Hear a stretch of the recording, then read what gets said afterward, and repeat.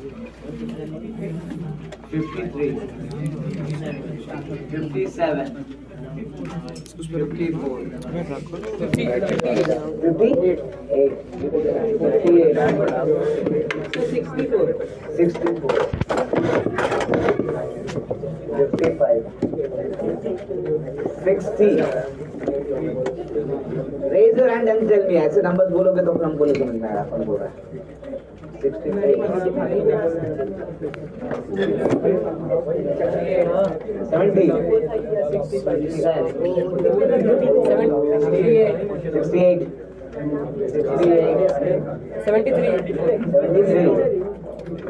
73, 70. Sir 67 लिखे ना sir? नहीं लिखे सर उसके बगल ही में से लिखे हुए हैं. लिखा हुआ है 68 है तो 68 है ये. मेरा ही आता है. Sorry sir. हो गया, अब स्टार्ट करें. ओके, ध्यान दो.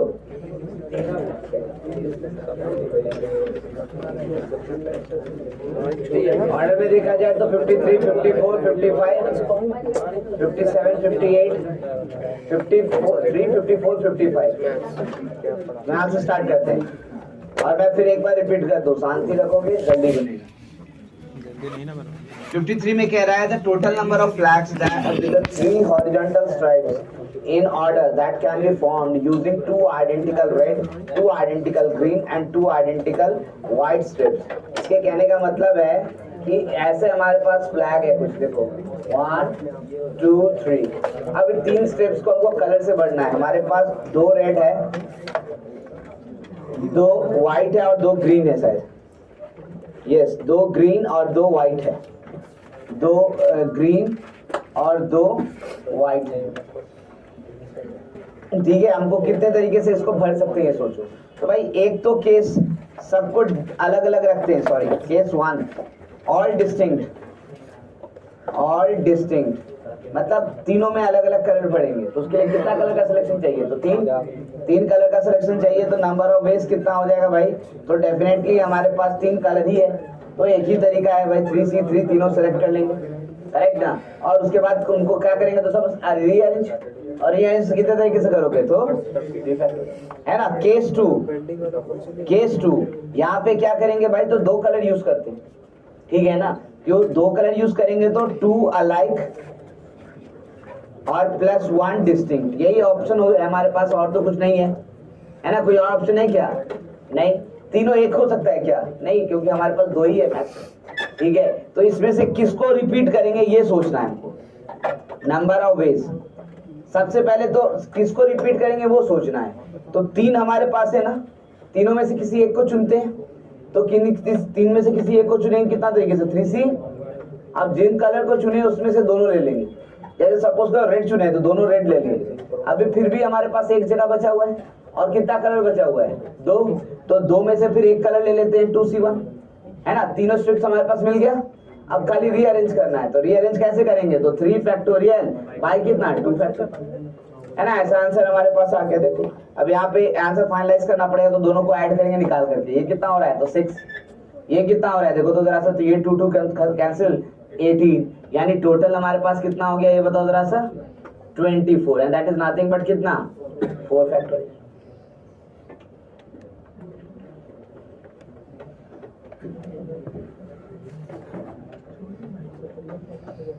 Question number 53, question number 54. 54 में कह रहा है a bag contains 2 apples, 3 oranges and 4 bananas. Number of ways in which 3 fruits can be selected if at least 1 banana is always in the combination. है ना? 3 fruit select करना है. हमारे पास है क्या क्या? तो 2 apples, 3 oranges and how many bananas? 4 bananas.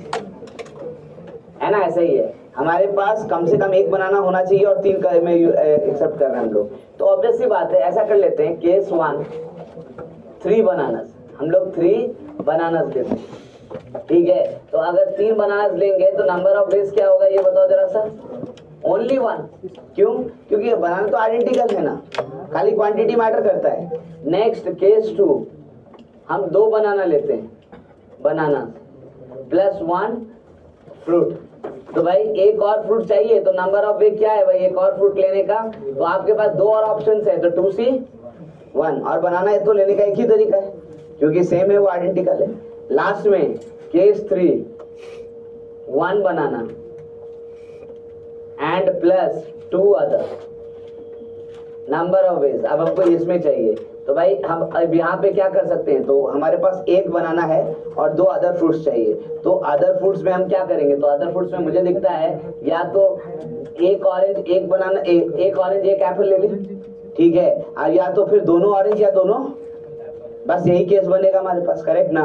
तो अगर एक ऑरेंज और एक एप्पल लेंगे तो एक एक तरीका, और अगर 2 ऑरेंज और 2 ऑरेंज या 2 एप्पल लिए तो भी एक एक तरीका। इन टोटल कितना वेज हो रहा है? 3 वेज, करेक्ट ना? तो यहाँ से 1 + 1 + 1 वेज, यानी टोटल कितना हो रहा है?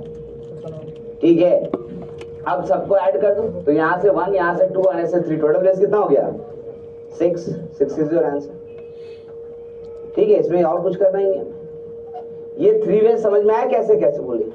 एक बनाना है तो उसके अलावा 2 और फ्रूट चाहिए, तो दोनों फ्रूट्स अगर सेम हुआ तो या तो ऑरेंज होगा या तो एप्पल होगा, तो 2 तरीका, और या तो एक ऑरेंज होगा और एक एप्पल होगा, तो वो भी एक तरीका, करेक्ट ना?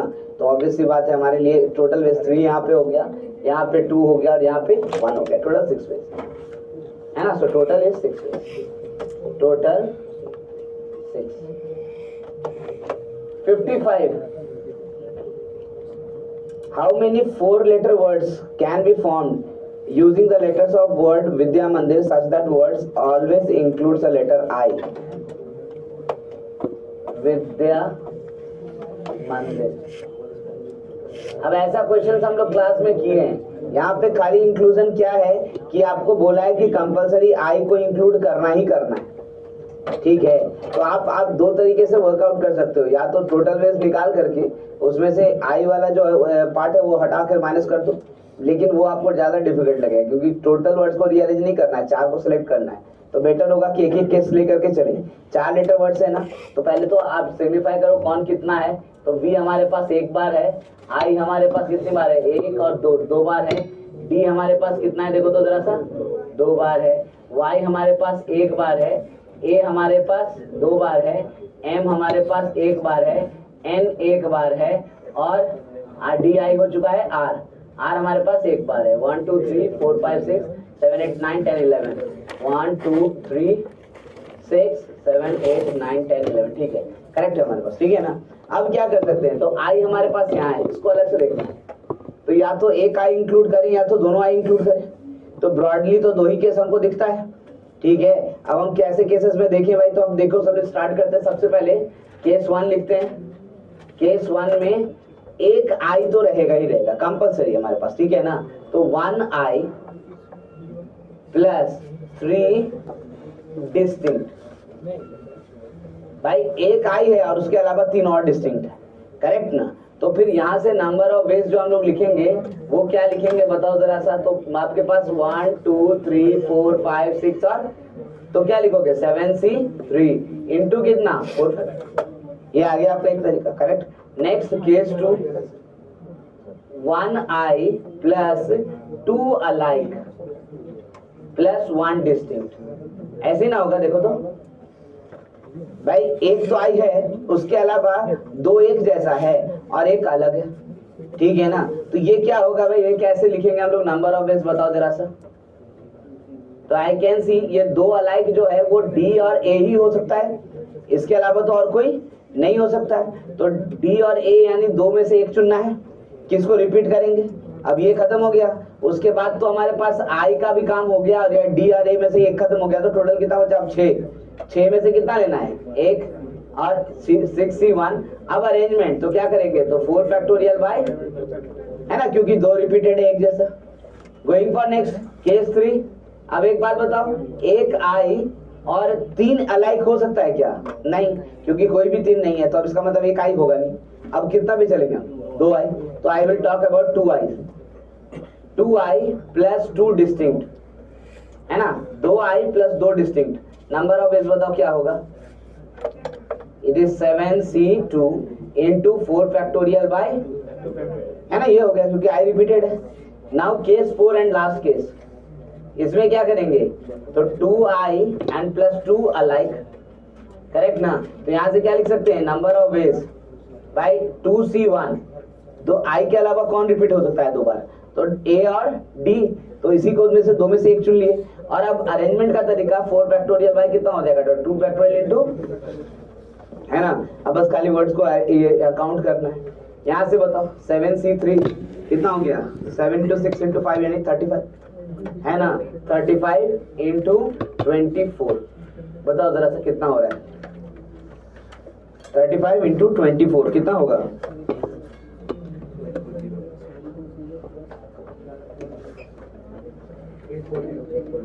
कितना, 840, ठीक है ना।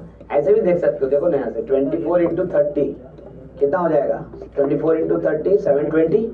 अब 720 में कितना ऐड करेंगे, तो 24 into 5 दैट इज 120, करेक्ट ना। तो कितना हो गया, 720 plus 120 यानी 840, करेक्ट ना। So it will be 840। This one, ये 2 फैक्टोरियल तो खत्म, तो बचा क्या, तो 6 into 24 यानी 144 हो गया ना, 12 into 12। नेक्स्ट वन, यहां से आते हैं 7c2 यानी कितना हो जाएगा, तो 7 into 6 by 2 यानी 21 और यहां से क्या हो गया, तो 12, 21 into 12 बताओ कितना होगा, 21 into 12 कितना होगा, 12 into 2 यानी 240 plus 2 यानी 252 एंड द लास्ट वन, देखो एक टू तो खत्म, तो बचा क्या सिर्फ 12। अब ऐड करो कितना हो रहा है, 984, ये हो गया 10 11 और ये हो गया 12 है ना, कितना हुआ, जोड़ो जरा सा, ये हो गया 984 और प्लस 200 यानी 11 हो गया, 1184 और प्लस 52 जोड़ रहे हैं, तो 86 हो गया, यानी कि 1236 प्लस 12 कितना हो जाएगा, 1248। ऑप्शन सी दिख रहा है, देखो टोटल 1248।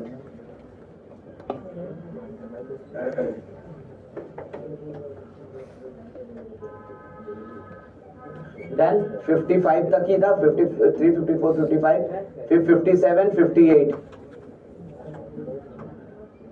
57, ध्यान दो, there are n different books and p copies of each library and p copies of each in a library. The number of ways in which one or more books can be selected. ये तो पूछा हुआ question है ना, आराम से class में किया हुआ है। मान लीजिए यहाँ पे बुक लिख रहे हैं, यहाँ पे कॉपीज लिख रहे हैं और यहाँ पे number of ways to select, है ना, ऐसे लिख देते हैं। मुझे एक बात बताओ, पहले तो बुक 1 p कॉपीज है, तो नंबर ऑफ वेज सिलेक्शन का क्या हो गया, p+1। बुक 2 है तो p कॉपीज है, तो उसका भी सिलेक्शन कितना, p+। ये कितना को बुक्स है, तो bn है ना, तो इनका भी सिलेक्शन p कॉपीज है, तो इनका भी सिलेक्शन p+1।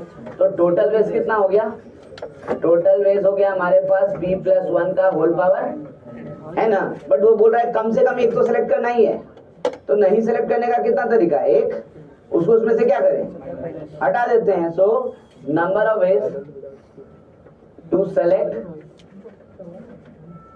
वन और more is equal to p+1 का पावर n -1। बस इतनी सी बात।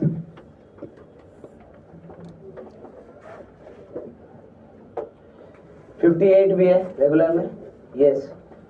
58 में कह रहा है if n+1 numbers a b c d be all different and each of them prime, then the number of different factors other than 1 of a to the power m b c d। अब ये भी आसान question है। यहाँ से देखो question number 58 लिख रहा है, नंबर n है हमारे पास a power m b c d dot dot dot, और कितना नंबर्स बता रहा है हमारे पास, तो n+1। इसको ऐसे लिख लो, ज्यादा अच्छा होगा। a के जगह हम p1 लिखते हैं, m p2 लिखते हैं, p3 लिखते हैं, डॉट डॉट कहां तक जाएगा, तो pn प्लस प्राइम नंबर से सब, करेक्ट ना। अब हमको नंबर ऑफ डिवाइजर्स ढूंढना है। नंबर ऑफ डिवाइजर्स बताओ जरा सा कितना होगा, नंबर ऑफ डिवाइजर्स कितना, कैसे लिखते थे बताओ जरा सा।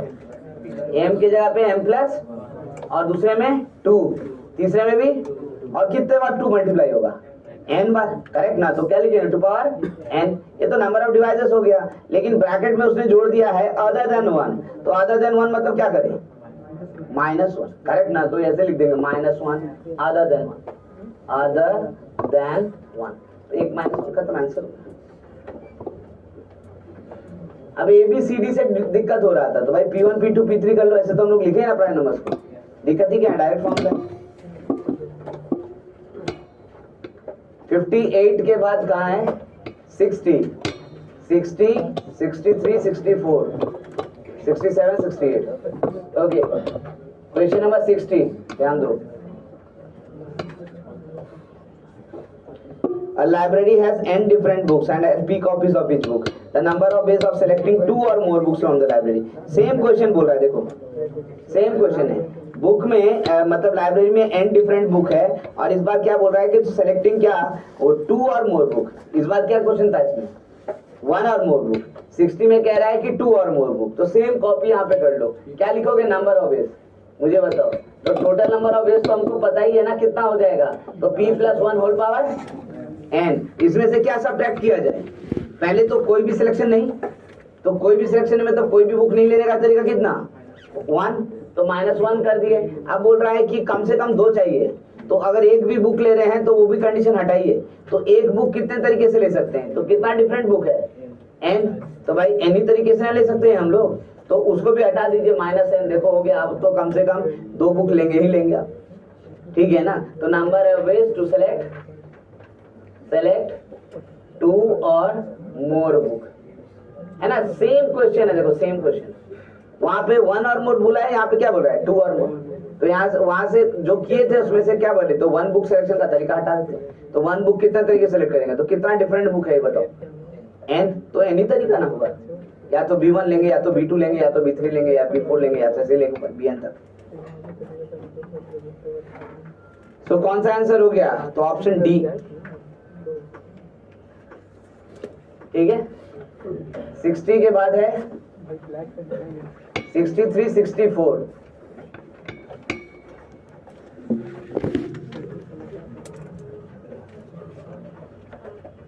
Question number 63।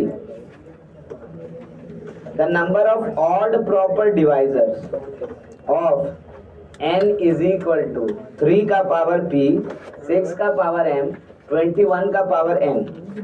अच्छा, ऑड प्रॉपर डिवाइजर बोला है, तो भाई आप डिवाइजर्स तो कब निकालते थे? ऑड या इवन जो भी हो, जब प्राइम नंबर्स में होगा तब ना। ये प्राइम नंबर्स में दिख रहा है क्या सर? नहीं दिख रहा है, तो पहले प्राइम नंबर्स में डिस्ट्रीब्यूट करें तब ना बात करेंगे। तो इसको सबसे पहले क्या लिखेंगे? तो n इज इक्वल टू 3 का पावर कितना लिखे? यहाँ भी होगा, यहाँ भी होगा, और होगा ना 3, तो 3 का पावर कितना आ जाएगा? तो m + n + अच्छा 2 भी आएगा क्या? हाँ आएगा, 6 में देखो ना कितना लिखेंगे? 2 का पावर m, उसके बाद इसमें क्या आएगा? तो 7 का पावर, ये हो गया। अब सबसे पहले नंबर ऑफ ऑड डिवाइजर, पहले ये बता दो नंबर ऑफ ऑड डिवाइजर्स कितना होगा? तो ये तो हम लोग क्लास में किए थे। ऑड डिवाइजर्स के लिए क्या करेंगे? तो ऑड और इवन कौन बनाता है? 2। तो 2 के सिलेक्शन पे सब डिपेंड करेगा, तो 2 में कितना सिलेक्ट कर सकते हैं? तो 2 का पावर 0 करेंगे ना, 2 का पावर 1 सेलेक्ट करें तो इवन हो जाएगा, 2 पावर 2 भी करें तो इवन हो जाएगा। तो ऑड के लिए खाली 2 में क्या सेलेक्ट कर सकते हैं? 2 पावर, तो 2 का सिलेक्शन का तरीका कितना हो गया? 1। बाकी 3 के सिलेक्ट करने का तरीका कितना हो गया? तो m + n + p +, है ना, और 7 को कितना हो गया? Number of odd divisors, correct ना? लेकिन वो ये नहीं बोल रहा है, वो बोल रहा है number of odd proper divisor, है ना? वो क्या कह रहा है? Number of odd proper divisors. अब प्रॉपर डिवाइजर्स का मतलब क्या होता है पहले तो हम ये समझ लें। तो मैंने जैसा आपसे कहा था कि देखो कोई भी नंबर खुद को हमेशा डिवाइड करता है ना, और 1 एक ऐसा नंबर है जो सबको डिवाइड करता है, तो ये दोनों तो डिवाइजर ऑलवेज है, इसको प्रॉपर डिवाइजर तो नहीं कह सकते हैं हम, ठीक है ना? तो ये 2 चीज हम हटा देंगे तो प्रॉपर डिवाइजर हो जाएगा। लेकिन फिर रुको, आपने जो ऑड डिवाइजर्स निकाला है इसमें ये पूरा नंबर तो आ ही नहीं सकता, आएगा क्या? नहीं, पूरे नंबर के लिए तो 2 का पावर m चाहिए ना, और ये यहाँ आ नहीं सकता है, तो पूरा नंबर तो है ही नहीं, तो इसमें क्या इंक्लूडेड है? सिर्फ जो प्रॉपर नहीं है 1, तो खाली वही हटाना है, करेक्ट ना। तो डेफिनेटली आप क्या करोगे, तो लिखोगे यहाँ से m plus n plus p plus 1 into n plus 1 minus odd proper divisor excluding 1, यहाँ लिख देते हैं एक्सक्लूडिंग 1। क्या बोल रहे हो? मैंने कहा कोई भी नंबर ले लो, 7 ले लो, 6 ले लो, 9 ले लो, 13 ले लो, 27 ले लो, 6 ले लो, सबको 1 डिवाइड करेगा ना, तो 1 तो सबका डिवाइजर है, तो उसको प्रॉपर डिवाइजर नहीं बोलते ना। प्रॉपर डिवाइजर कौन होता है, वो नंबर खुद और 1 दोनों हटा दो, बाकी जितना भी डिवाइजर है प्रॉपर डिवाइजर कहलाता है, ठीक है। तो जब वो लिखा है हमको प्रॉपर डिवाइजर चाहिए तो आप 1 नहीं ले सकते ना, लेकिन यहाँ और डिवाइजर्स में 1 तो आ ही रहा है, तो उसको हटा दो, ठीक है।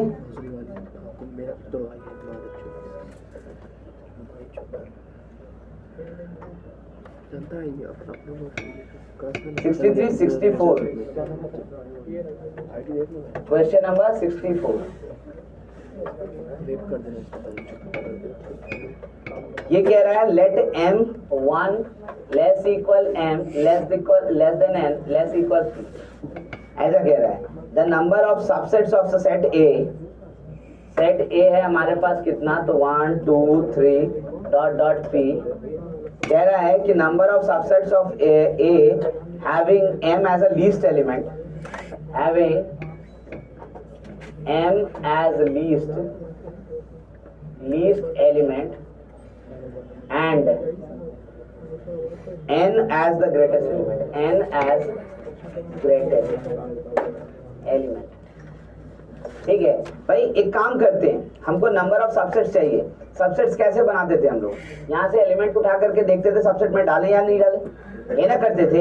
एक ही सबसेट बनाना है हमको, दो सबसेट नहीं बनाना है, मतलब कितने तरीके से बना पाएंगे सबसेट वही सोचना है, जिसका कि मिनिमम एलिमेंट क्या होगा m और मैक्सिमम एलिमेंट क्या होगा n।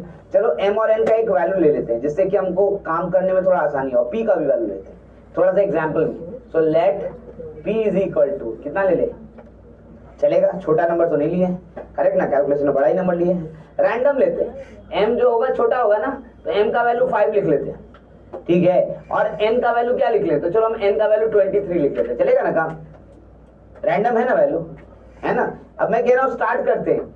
आपका अगर हमारे पास ऑप्शंस क्या है, किसी एलिमेंट को उठाएं तो किसी एक एलिमेंट को उठाएं तो हमारे पास दो ही ऑप्शन है, या तो सबसेट में डालेंगे या तो किस में डालेंगे, डस्टबिन में। ये दो के अलावा हमारे पास तीसरा ऑप्शन नहीं है ना। तो अब स्टार्ट करते हैं, एक एक एलिमेंट के बारे में सोचते हैं। तो भाई यहाँ पर लिख रहे हैं एलिमेंट, ध्यान रखोगे, यहाँ पे लिख रहे हैं एलिमेंट और यहाँ पे लिख रहे हैं नंबर ऑफ वेज। उसके बाद फाइनलाइज करेंगे कि क्या हुआ। तो भाई 1 के बारे में बताओ, क्या इसको क्या करेंगे, कितना तरीका है 1 को सबसेट में डालें या नहीं डालें, नहीं डाल सकते, क्योंकि जो मिनिमम एलिमेंट है सबसेट का वो कौन है, 5। m को क्या ले लिया हमने, 5, तो सबसे मिनिमम एलिमेंट कौन है, 5। तो 5 से पहले आप कुछ भी नहीं डाल सकते, तो जो भी उठाएंगे उसको कहाँ डालेंगे, सबसेट में या डस्टबिन में, डस्टबिन में। तो भाई 1 को उठाए तो कहाँ डाले, तो कितना तरीका, 1 तो ओनली 1 वे, 2 को उठाए तो भी 1 वे, कहाँ डाल रहे हैं, डस्टबिन में, करेक्ट ना। तो 3 और 4 यहाँ दोनों का भी तरीका कितना होगा, तो 1 और 1। अब 5 पे आ रहे हैं, बताओ 5 को कहाँ डालेंगे, 5 को आप डस्टबिन में डालेंगे तो मिनिमम एलिमेंट 5 मिलेगा कैसे, वो तो सबसेट का मिनिमम एलिमेंट बोला था ना, तो 5 को तो सबसेट में होना ही चाहिए।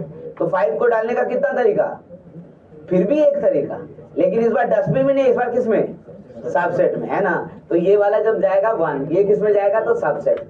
इससे पहले जो जितना भी था सब किस में गया था, डस्टबिन, ये ध्यान रखना। इसके बाद पहले जितना भी सब गया था सब डस्टबिन में गया, ठीक है। अब अच्छा इसके बाद आ रहे हैं तो 6। अब 6 का क्या करें, तो भाई आपको मिनिमम एलिमेंट तो 5 मिल चुका है ना। अब 6 जो है वो 5 से बड़ा है और 23 से क्या है, तब आपकी मर्जी है, या तो आप डस्टबिन में डालिए या तो उसको किस में डालिए, कोई फर्क नहीं पड़ता, करेक्ट ना। तो इन दैट केस इसके लिए कितना तरीका, 2, 7 के लिए 2, 8 के लिए 2, है ना। तो भाई कहां तक के लिए 2 आएगा, तो मुझे तो लगता है कि 22 तक के लिए आप कैलकुलेट कर लो तो 2 ही तरीका आएगा, है ना। या तो आप सेट में रखोगे या तो नहीं रखोगे, आ जाती है, क्यों, क्योंकि 23 और 5 के बीच में, हाँ 23 जो होगा वो कंपलसरी हमारे सेट के अंदर होना चाहिए, होना चाहिए ना। तो 23 के लिए कितना तरीका, एक तरीका, करेक्ट। और उसके बाद 24 के लिए एक, कहाँ जाएगा, डस्टबिन। मतलब ये सबसेट में लास्ट एलिमेंट होगा और इसके बाद से सबका सब जो है वो किस में जाएगा, वो डस्टबिन। अब इसके बाद कुछ नहीं आएगा इसमें, खत्म, चला गया, है ना। तो number of ways to form subset कितना होगा बताओ जरा सा। सबको क्या करेंगे, मल्टीप्लाई ना। अब बताओ 1 कितनी बार है, उसको मल्टीप्लाई करने से हमको कोई फायदा होगा क्या। तो हमको क्या चेक करना है, 2 कितनी बार है, क्योंकि 2 जितनी बार होगा आंसर वही ना आएगा, 2 का पावर, करेक्ट ना। तो 2 कितनी बार है कैसे पता चलेगा बताओ। कहां से स्टार्ट कर रहे हैं, 6 से, और कहां तक जा रहे हैं, 22 तक। एक बार काउंट करो तो जैसा हाथ पे, उसके बाद हम लोग उसको एवरेज करेंगे। कितना होगा, 6 7 8 9 10 11 12 13 14 15 16 17 18 19 20 21 22, कितना हो गया, 17 हुआ ना, कितना हुआ। तो मतलब कितना, इसका आंसर कितना आएगा बताओ जरा सा। 2 का पावर कितना, 17। भाई 17 कैसे लिखा जाए पहले तो ये सोचो, क्योंकि हमको तो एम एन और पी के टर्म में बस जवाब देना है ना। तो मुझे लगता है कि देखो 23 में से 5 जाता है तो कितना होता है, 18, करेक्ट ना। उसमें 5 चला गया लेकिन 23 है और हमको 23 भी नहीं रखना है, तो उसमें से एक और क्या करेंगे, माइनस। यानी आप इसको चाहो तो ऐसे लिख सकते हो, 2 का पावर 23 माइनस 5 माइनस 1। लेकिन ऐसे क्यों लिख रहे हैं, क्योंकि 23 एक्चुअली क्या था, एन, और 5 क्या था, एम। तो आपका जो आंसर होना चाहिए उसी में होना चाहिए ना। तो 2 का power n minus m minus 1 ऐसे होना चाहिए, हो गया ना। तो आई होप मेरी बात सबको समझ में है।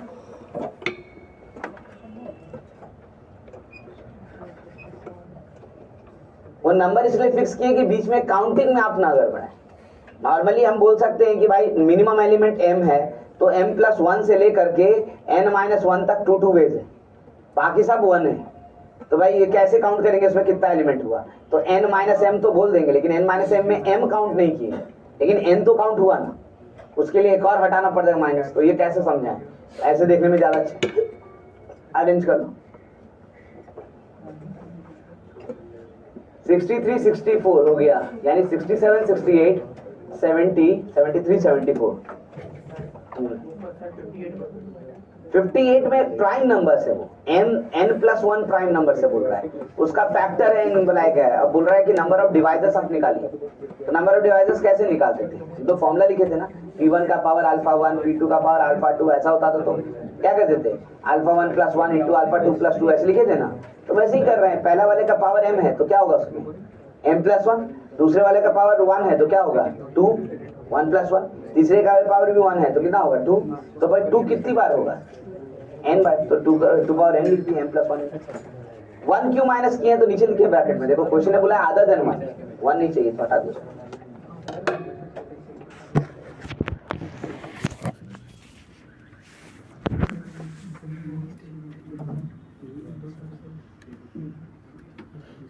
$67 68 70 73 74।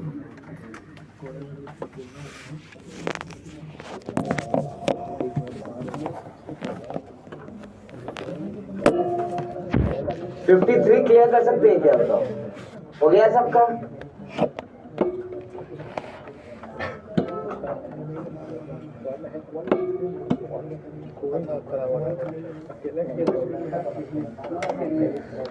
स्टॉप टॉकिंग प्लीज, बात नहीं।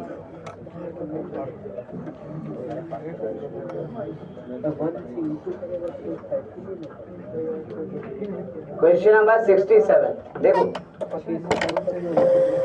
if the letters of the word Sachin are arranged in all possible ways and are written out as in a dictionary, then the word Sachin appears at the serial number। अरे rank पूछा है, अब ये question doubt में है बताओ, है ना, क्या लिखा है। नहीं हम लोग रैंक प्रॉब्लम किए थे कि नहीं किए थे, तब फिर ये क्यों आया SHASACHIN सचिन, ये पूछा हुआ क्वेश्चन दिया, ध्यान रखो, है ना। उस वक्त मेंस वाला एग्जामिनेशन अलग होता था, उसमें पूछा था, ठीक है ना, IIT में नहीं, उसको बोलो ये ट्रिपल ई में पूछा था, करेक्ट ना।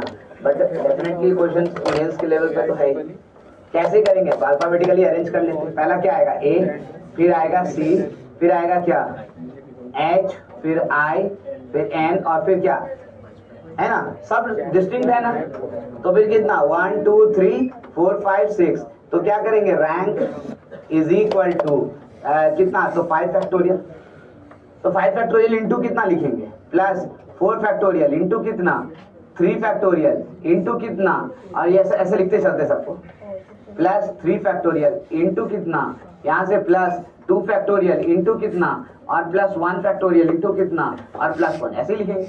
चलो स्टार्ट करते हैं, बताओ जरा यहाँ क्या लिखेंगे। तो पहले क्या चाहिए, एस से पहले कितना है, तो 1 2 3 4 और तो यहाँ तो 5, एस मिल गया। उसके बाद ए से पहले कितना है, एक भी नहीं, ए मिल गया। फिर सी से पहले भी अब एक भी नहीं बचा तो 0, फिर एच तो एक भी नहीं बचा तो एच भी मिल गया, आई फिर एक भी नहीं बचा, ये भी खत्म, तो प्लस 1 मिल आया। यानी आंसर क्या हो गया देखो, तो 5 इंटू 5 फैक्टोरियल प्लस 1 ना, व्हाट इज 5 फैक्टोरियल, 120 है ना, तो 120 इंटू 5 कितना हो गया, 600। तो आंसर क्या हो गया, रैंक है ना?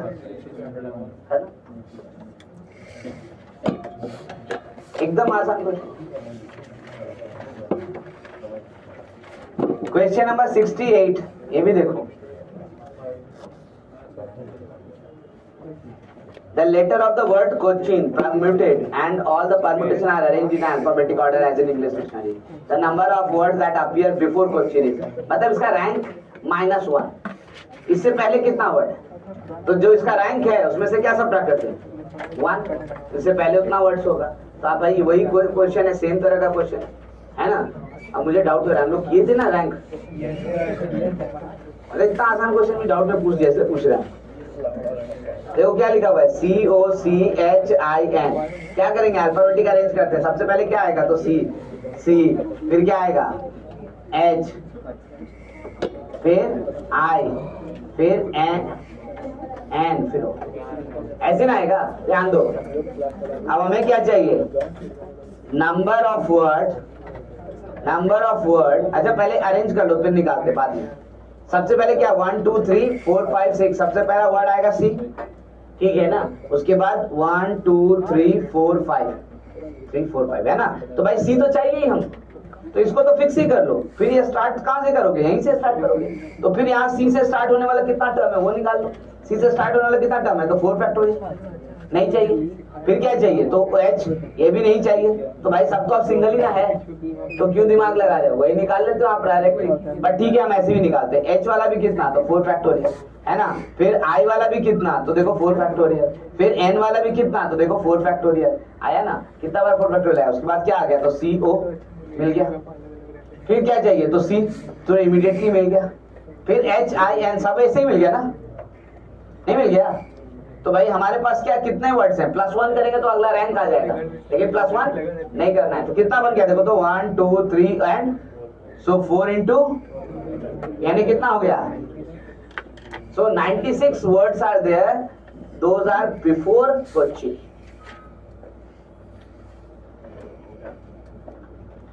कोचिन का रैंक 97 होगा, दिस वाज 68। फिर इसके बाद 70 73 74,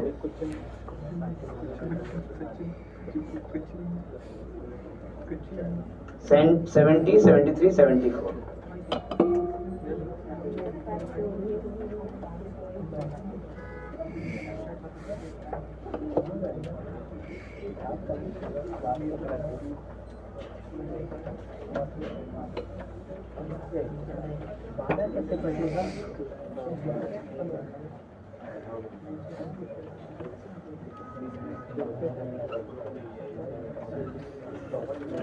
क्वेश्चन नंबर 70, देखो जरा ध्यान से। There are set of m parallel lines intersecting a set of another n parallel lines. The number of parallelogram formed by, very good, ये भी क्वेश्चन किया हुआ है। ऐसे लाइन लिख रहे हैं, देखो ये कितना है, तो 1 2 3 डॉट डॉट कितना लेंगे, m ले लिए ना, और इसके पैरेलल ऐसे है, देखो ये कितना है, 1 2 3 डॉट डॉट कहां तक जाएंगे, n। अब बोल रहा है कितना पैरेललोग्राम बनेगा, बताओ। ग्रिड प्रॉब्लम याद है हम लोग किए थे, क्या किए थे, ग्रिड प्रॉब्लम किए थे ना। उसमें क्या ढूंढते थे, नंबर ऑफ रेक्टेंगल्स, क्योंकि बीच का एंगल 90 डिग्री था। अब यहाँ रेक्टेंगल नहीं ढूंढ के क्या ढूंढ रहे हैं, तो बात क्या है, सेम या डिफरेंट, सेम है ना। कैसे बनेगा पैरेललोग्राम? तो दो आप हॉरिजॉन्टल ले लो, दो वर्टिकल, करेक्ट ना? सो नंबर ऑफ वेज कितना, नंबर ऑफ पैरेललोग्राम बताओ, नंबर ऑफ पैरेललोग्राम कितना लिखेंगे, कितना, MC2 इंटू, हो गया खत्म कहानी। ये तो क्लास का प्रॉब्लम। 73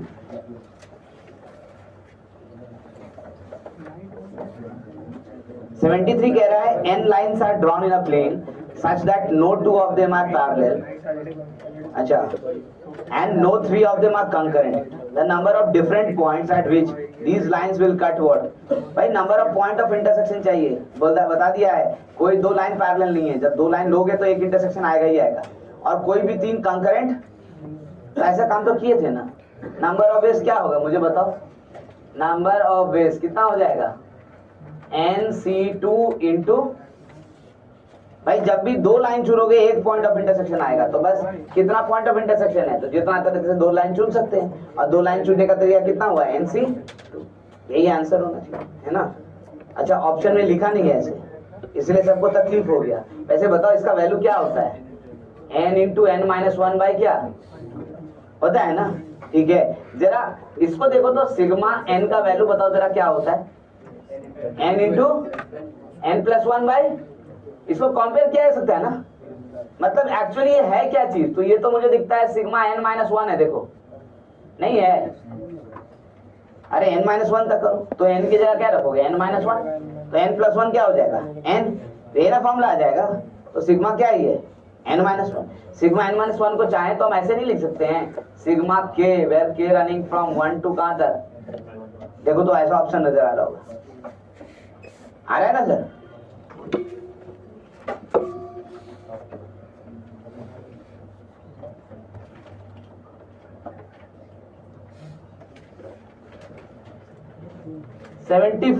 ये भी देखो, there are n points in a plane of which no three are in a straight line except n, which are all in a straight line. Then number of quadrilaterals that can be formed with the given number of vertices.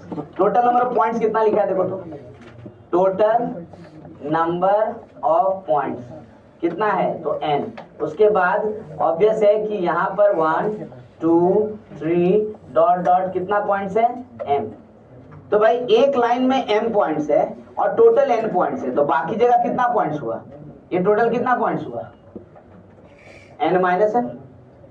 Quadrilaterals कैसे बना सकते हैं हम, तो कितना point सही होगा quadrilateral के लिए, 4, तो हम डायरेक्ट कैसे लिखेंगे, नंबर ऑफ क्वाड्रिलेटरल्स, देखो नंबर ऑफ क्वाड्रिलेटरल्स कैसे लिखेंगे भाई, तो आपको टोटल पॉइंट है NC4 लिख दीजिए, लेकिन अब ध्यान रखना है कोई भी 3 पॉइंट एक ही लाइन पे हो गया तो क्वाड्रिलेटर बनाएगा क्या, नहीं ना, तो ये m पॉइंट्स एक लाइन पर है, इसमें से अगर 3 पॉइंट चुना गया तो गड़बड़ ना हो जाएगा, तो क्या करेंगे हम केस, वो केस माइनस करते हैं, MC3 इंटू, भाई 3 पॉइंट से क्वाड्रिलेटर थोड़ी बनता है, एक और पॉइंट चाहिए ना, तो 3 पॉइंट इस लाइन पे और एक बाकी, तो बाकी कितना पॉइंट्स था, n माइनस है, तो n माइनस है C1 है ना, ये हो गया।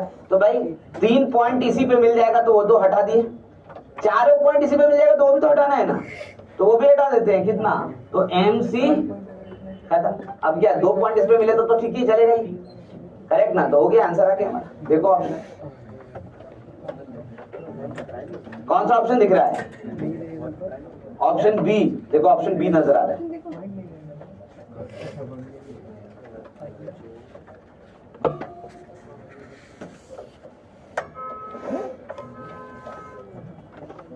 ठीक है, सो DTS 3 होगा।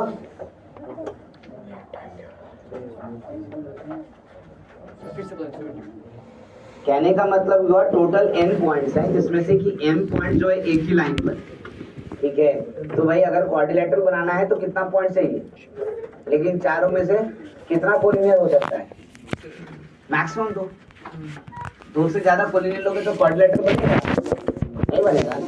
भाई हमने तो NC4 डायरेक्ट कर लिया, तो NC4 में तो वो भी तरीका आया जिसमें कि 3 पॉइंट कोलिनियर हो जाए, या वो भी तरीका है जिसमें कि 4 पॉइंट भी क्या हो जाए कोलिनियन, तो 4 किसने में से, तो यही M में से ना, तो वो हटा दी है ना, तो 4 पॉइंट कोलिनियन मतलब MC4, लेकिन 3 पॉइंट कोलिनियन मतलब क्या हो गया, तो MC3 ना, लेकिन हमको क्वाड्रिलेटरल में तो 4 वर्टेक्स चुनना था, तो MC3 अगर इस पे से चुने तो एक और चुनना पड़ेगा ना बाहर से, तो बाहर कितना पॉइंट, उसमें से एक चुने, ठीक है, प्लस और माइनस तो तब ना जब काम खत्म हुआ, और काम कितना वर्टेक्स चुनने का था, 4, तो MC3 लिखने पर काम तो नहीं खत्म हुआ, तो मल्टीप्लाई किए, एक और चुने, काम खत्म हुआ तब माइनस। DTS4 कितने लोगों का बना हुआ है, DTS3 कितने लोगों का बना हुआ था, एग्जैक्टली बताओ मुझे जरा सा, बहुत लोगों का नहीं बना था, वो चेहरा बता रहा था, है ना। और अब मैं आपको समझा दूं, 2 ही DTS बचा है, डिले भी नहीं कर सकते क्योंकि आपको पहले भी कहा था। अब आज इन सेंटर लास्ट क्लास में कर लिए थे ना, तो आज के क्लास में मोस्ट प्रोबेबली हमें लग रहा है कि सेंटर्स हम लोग खत्म कर लेंगे। जब सेंटर्स खत्म हो जाएगा तो अब स्ट्रेट लाइन टच करेंगे, है ना, तो स्ट्रेट लाइन जब टच करें तो इधर से तो फ्री हो जाए कम से कम। कोशिश कीजिए नेक्स्ट क्लास तक कम से कम DTS4 कवर कर लें। अब अगर DTS3 जिन लोगों ने नहीं किया था उसको बाद में कीजिएगा, पहले DTS4 कर लें ताकि क्लास के साथ मूव ऑन कर सकें। जो भी दिक्कत हो DTS3 में फिर बाद में पूछ लीजिएगा, कल तक मेरे कहने मतलब बाद मतलब एकदम बाद नहीं। इस वीक में अगला क्लास कब है, हफ्ता सैटरडे को है ना, जब भी हो सैटरडे संडे जब भी हो, उस क्लास तक में DTS4 रेडी कर लें, DTS4 रेडी कर लें। उसके बाद नेक्स्ट वीक के क्लास में आपको फिर DTS3 देना है, ठीक है ना, क्योंकि दिक्कत नहीं होना चाहिए, साथ साथ डिस्कस करेंगे तो फायदा आपको ज्यादा मिलेगा।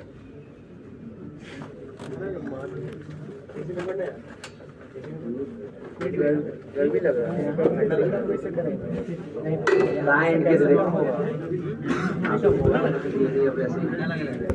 छोटा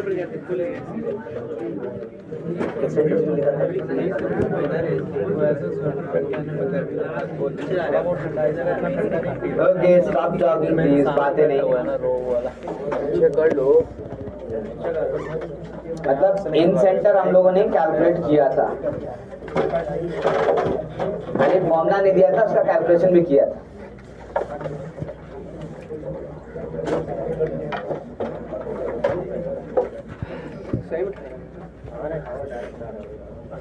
क्वेश्चन नंबर 55, 57 ये सब हटा दें अब। तो लग रहा है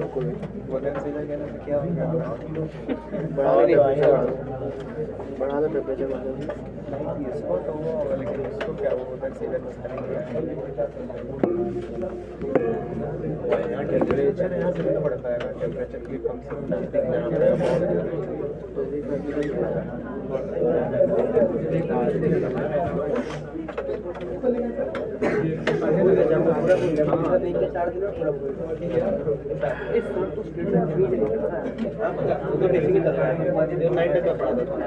स्टॉप टॉकिंग प्लीज, बातें बंद करो।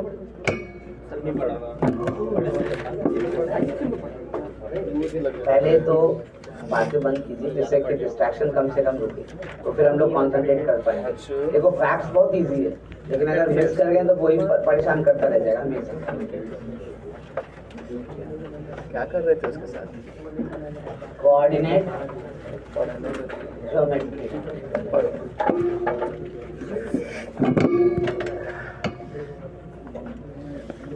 एक सेंटर, अगला क्या है?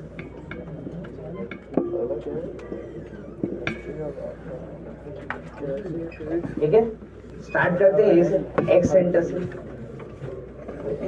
मैंने बोर्ड अभी पूरा क्लियर नहीं किया है क्योंकि कोई अगर नोट कर रहा होगा तो कंप्लीट कर लेगा। जब तक मैं कुछ बोलूं समझाऊं उतना देर में आपका सब शायद नोट हो जाए, है ना, फिर हम लोग प्रॉब्लम्स की बातें करना स्टार्ट कर देंगे।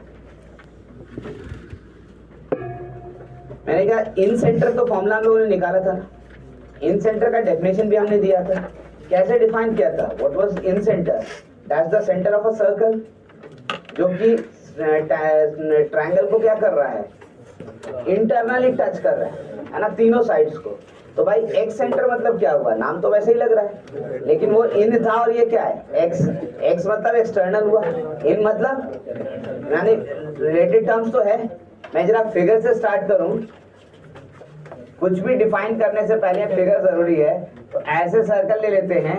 अब देखो यहाँ पर अब हम यहाँ पे बना देते हैं ट्रायंगल, देखो ऐसे है ना, ऐसे ट्रायंगल बना दिया, ठीक है। नाउ आई एम सेइंग ये ए, ये बी, ये सी। अब देखो जरा सा, बस ध्यान दो, प्लीज बातें नहीं करो। आप अगर ध्यान से देखेंगे तो सर्कल जो है स्टिल आपको साइड्स को टच कर रहा है, देखो सॉरी डी ई और ये क्या हो गया एफ, है ना। सर्कल स्टिल जो है वो ट्रायंगल के तीनों साइड्स को टच कर रहा है, लेकिन जो पॉइंट ऑफ कांटेक्ट है उस डी ई एफ, उसमें डी जो है वो साइड बीसी को इंटरनली डिवाइड कर रहा है, लेकिन ई जो है वो किस साइड को डिवाइड कर रहा है, ए बी को। इंटरनली कि एक्सटर्नली, एक्सटर्नली। इवन एफ भी डिवाइड कर रहा है एसी को, कैसे, इंटरनली या एक्सटर्नली। सो ऑब्वियसली है कि भाई इस बार इसको इन सेंटर तो नहीं कह सकते, लेकिन ये भी सर्कल है जो तीनों साइड को क्या कर रहा है, टच कर रहा है, करेक्ट ना। तो इस सर्कल को क्या नाम दे हम, तो will call this circle as ex circle. क्या बोलेंगे इसको, एक्स सर्कल। और इसके सेंटर को ही क्या बोलेंगे, एक्स सेंटर, है ना। अब बात ये है कि भाई ऐसा कितना सर्कल बन सकता है, तो आप ध्यान से देखें, एक साइड को इंटरनली कर रहा है, तो भाई तीनों साइड को एक एक कर सकता है इंटरनली, है ना। तो नॉर्मली हमारे पास कितना सर्कल बन सकता है ऐसा, तो मुझे दिखता है कि एक सर्कल इधर बन सकता है, देखो ऐसे एक सर्कल इधर बन सकता है और एक सर्कल इधर बन सकता है, ऐसे बनेगा 3 सर्कल, करेक्ट ना। तो भाई डेफिनेटली हमारे पास एक नहीं, एक ट्रायंगल के लिए कितना एक सर्कल्स होगा, 3, करेक्ट ना। तो नाम भी उस हिसाब से देना पड़ेगा हमको, ठीक है। पहले तो हम डेफिनेशन देने से पहले बता दें कि इसी को हम लोग क्या कहने वाले हैं, तो कहने वाले हैं एक्स सर्कल, है ना। और इसके ही सेंटर को हम लोग क्या कहने वाले हैं, तो will call this one as ex centre. अब एक्स सेंटर को नाम देना है हमको, डिनोट करना है। तो इन सेंटर को क्या बोले थे, आई। इन सेंटर को क्या बोले थे, आई। तो इसको भी ऐसे ही कुछ नाम दे, लेकिन क्या नाम दे, तो हमने बोला देखो ये किस साइड को इंटरनली डिवाइड कर रहा है, बीसी, जिसका लेंथ क्या लिखते थे, ए ना, ठीक है। किसके अपोजिट में बना हुआ है ये, ए के।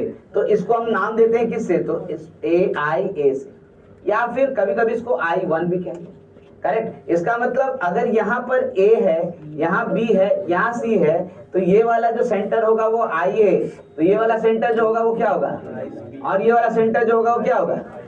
तो भाई एक सेंटर एक नहीं, हमारे पास एक ट्रायंगल के लिए 3 मिलेगा, करेक्ट ना। जो ए वर्टेक्स के अपोजिट उसको आई ए, जो बी वर्टेक्स के अपोजिट उसको आई बी, और जो सी वर्टेक्स के अपोजिट उसको क्या करे, आई सी। कभी कभी I1 I2 I3 भी लिखता है बुक, तो दोनों पे ध्यान रखेंगे।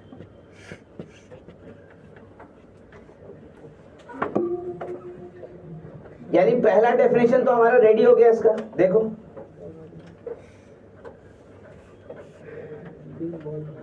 सैटरडे को तो आपका केमिस्ट्री और फिजिक्स दिख रहा है, मैथ्स का है, मैथ्स संडे होगा तो फिर संडे को होगा, संडे तक प्रिपेयर रखो। तो डेफिनेशन 1 तो हमारा तैयार हो गया, जैसे उस बार हुआ था इन सेंटर में, जैसे पहला डेफिनेशन दिए थे वैसे ही डेफिनेशन यहाँ पे भी देंगे, करेक्ट ना। क्या बोलेंगे भाई एक सर्कल को, एक सेंटर को, तो हमने कहा देखो the circle which touches all the sides of a triangle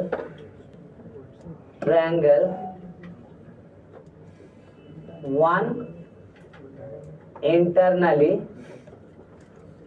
plus 2 externally, है ना। एंड आई होप कि इस बार तो एक्सटर्नली और इंटरनली का मतलब समझाने की जरूरत नहीं है ना। तो भाई हमने ऐसे लिख दिया, the circle which touches the sides of a triangle 1 internally and 2 externally is known as ex circle. The centre of the x circle, the center of the x circle is known as x center to the triangle,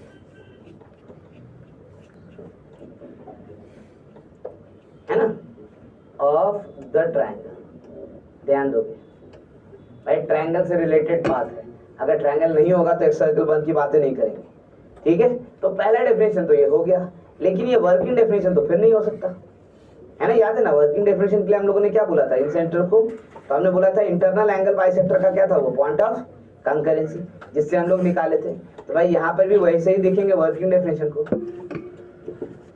तो पहले figure को पहले देखें, उसके बाद बात करते हैं। तो फिर से इसी फिगर पे आते हैं। देखो सर्कल ड्रॉ किया, यहाँ से हम इसको एक्सटेंड किए, यहाँ से हम इसको एक्सटेंड किए, यहाँ से हम ये वाला लाइन ले लिए। देखो ये हो गया ए, ये हो गया बी, ये हो गया सी, ये सेंटर में आई सी लिखते हैं, आई ए लिखते हैं, है ना। यहाँ पे भी लिख देते हैं denoted by I A, I one और आई बी, I2 और IC, I3 ऐसे भी करें।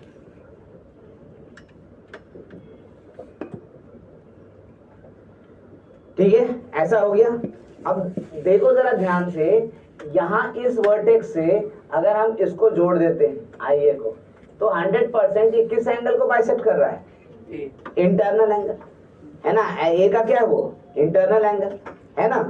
तो ये इंटरनल एंगल को बाइसेक्ट किया, लेकिन बी वर्टेक्स से जोड़ेंगे तो ये किस एंगल को बाइसेक्ट किया? एक्सटर्नल, है ना। कैसा एंगल है वो? एक्सटर्नल, क्योंकि आपको दिख रहा है ये बी है, तो ये क्या है? तो ये 180 माइनस बी है, तो वो कैसा है? एक्सटर्नल एंगल है ना। वैसे ही सी को भी ज्वाइन करो तो ये कैसा एंगल है? एक्सटर्नल। सो डेफिनेटली ये पॉइंट ऑफ कंकरेंसी तो है, लेकिन किसका है? तो दो एक्सटर्नल एंगल बाइसेक्टर और एक इंटरनल एंगल बाइसेक्टर, है ना। तो भाई डेफिनेशन 2 जो वर्किंग डेफिनेशन हमारा था, उसको भी यहाँ ऐसे ही लिख रहे हैं। The point of concurrency, the point of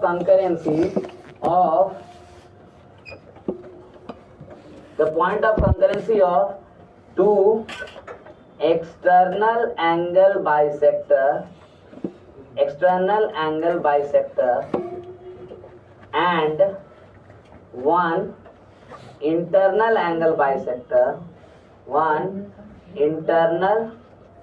angle bisector, the point of concurrency of two external angle bisector and one internal angle bisector is known as the x center of that of the triangle is known as the center of that triangle, है ना। क्योंकि triangle का नाम लिए ही नहीं तो फिर कैसे जोड़ेंगे ट्रायंगल।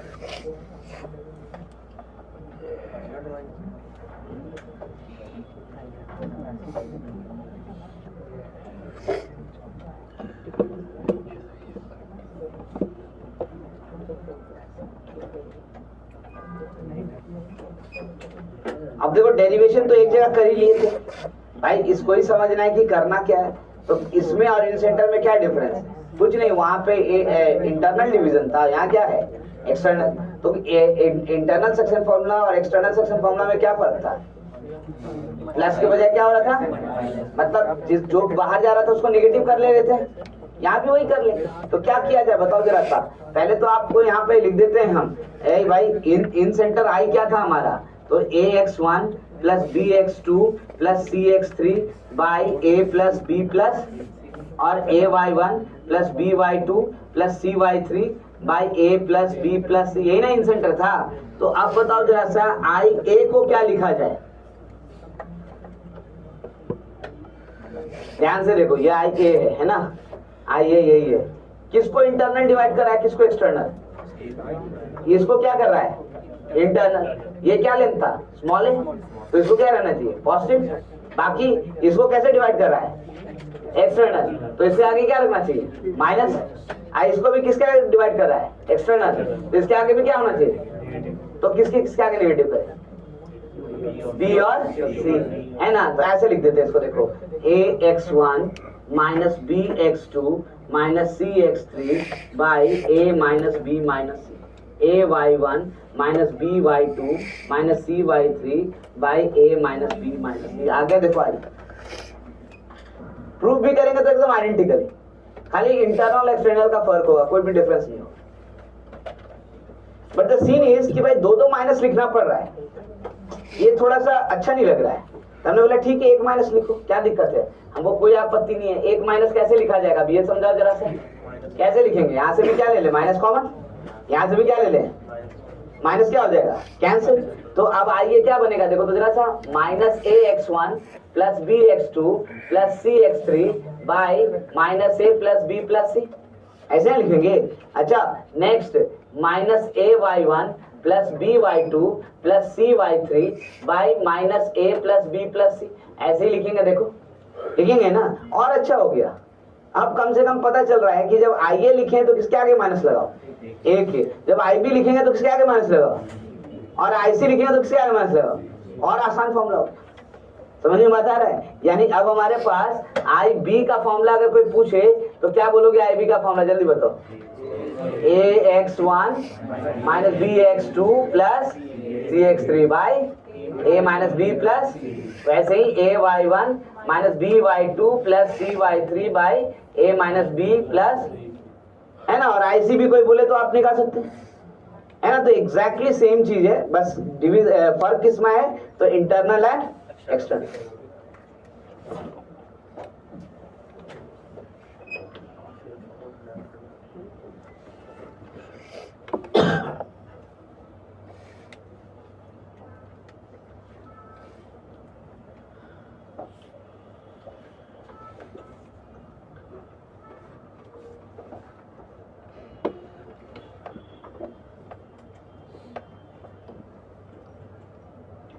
इसका प्रूफ भी सेम है, इसलिए हम इसका प्रूफ नहीं दे रहे हैं। क्यों भाई, उसमें कोई डिफरेंस ही नहीं है, तो फिर दोबारा उस बात को बोलने का कोई सेंस नहीं है। खाली बस प्लस और माइनस का फर्क है। क्यों? क्योंकि एक्सटर्नल है तो वहाँ माइनस कर देंगे, और वहाँ ये इंटरनल था तो प्लस रहा था, है ना। इससे ज्यादा कोई फर्क ही नहीं पड़ेगा। किस रेशियो में प्लस और माइनस करेंगे तो याद करो, वहां पे रेशियो क्या आया था, बी प्लस सी बाई ए आया था ना। इसी में क्या लगाना है, माइनस। तो इसलिए हमने बोला या तो माइनस बी माइनस सी लिख लो, और या तो फिर माइनस ए लिख लो। बात क्या रहेगा सेम।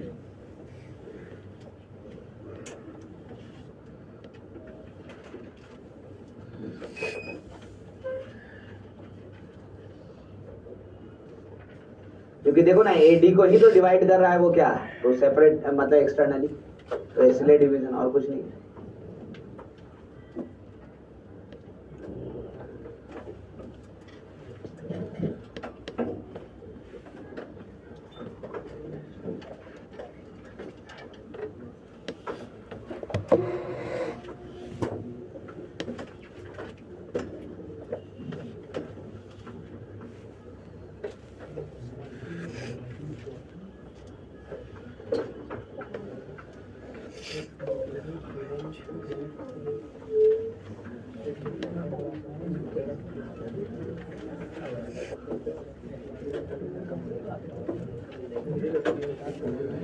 अच्छा, डिफिकल्टी लेवल को जरा सा आइडेंटिफाई करो।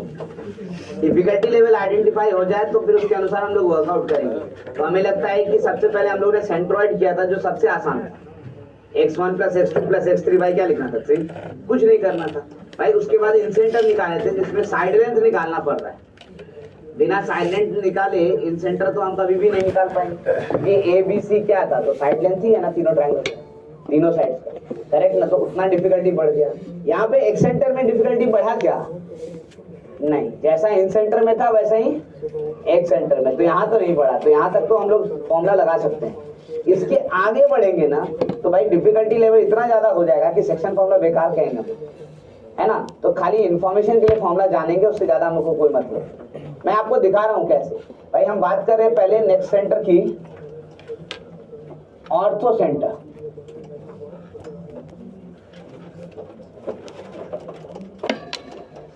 हम पहले बात कर रहे हैं ऑर्थो सेंटर की। भाई सबसे पहले तो डेफिनेशन। अब इसका डेफिनेशन आसान है, मेरे ख्याल से बहुत लोगों को पता भी होगा। It is what, point of concurrency of altitudes, correct ना। यानी भाई ट्रायंगल में, ट्रायंगल के अंदर आप ए बी सी ऑल्टीट्यूड्स डालो। यहाँ से परपेंडिकुलर डालें, यहाँ से परपेंडिकुलर डालें, यहाँ से परपेंडिकुलर डालें। ये तीनों परपेंडिकुलर एक ही पॉइंट से पास करेगा, और इसी को हम लोग क्या बोल रहे हैं, तो ऑर्थो सेंटर। है ना। तो भाई एकदम सीधा और साधारण सा डेफिनेशन है, the point of concurrency of the altitudes of a triangle is known as orthocenter, denoted by. अब देखो इसके डिनोशन में थोड़ा इशू ये है कि भाई नॉर्मली हम लोग डिनोट करते हैं इसको एच से, लेकिन कई राइटर्स जो है ना क्या करेंगे भाई, ऐसे प्रॉपर्टीज ऑफ ट्रायंगल पढ़ो यानी ट्रायंगल के बारे में पूरी तरह से पढ़ो तो ऑर्थो सेंटर एच एच ही लिखेगा, लेकिन जहां इधर उधर की बातें हुई तो ऑर्थो सेंटर में वो भी लिख देगा, कोई और वर्जन में डाल देगा।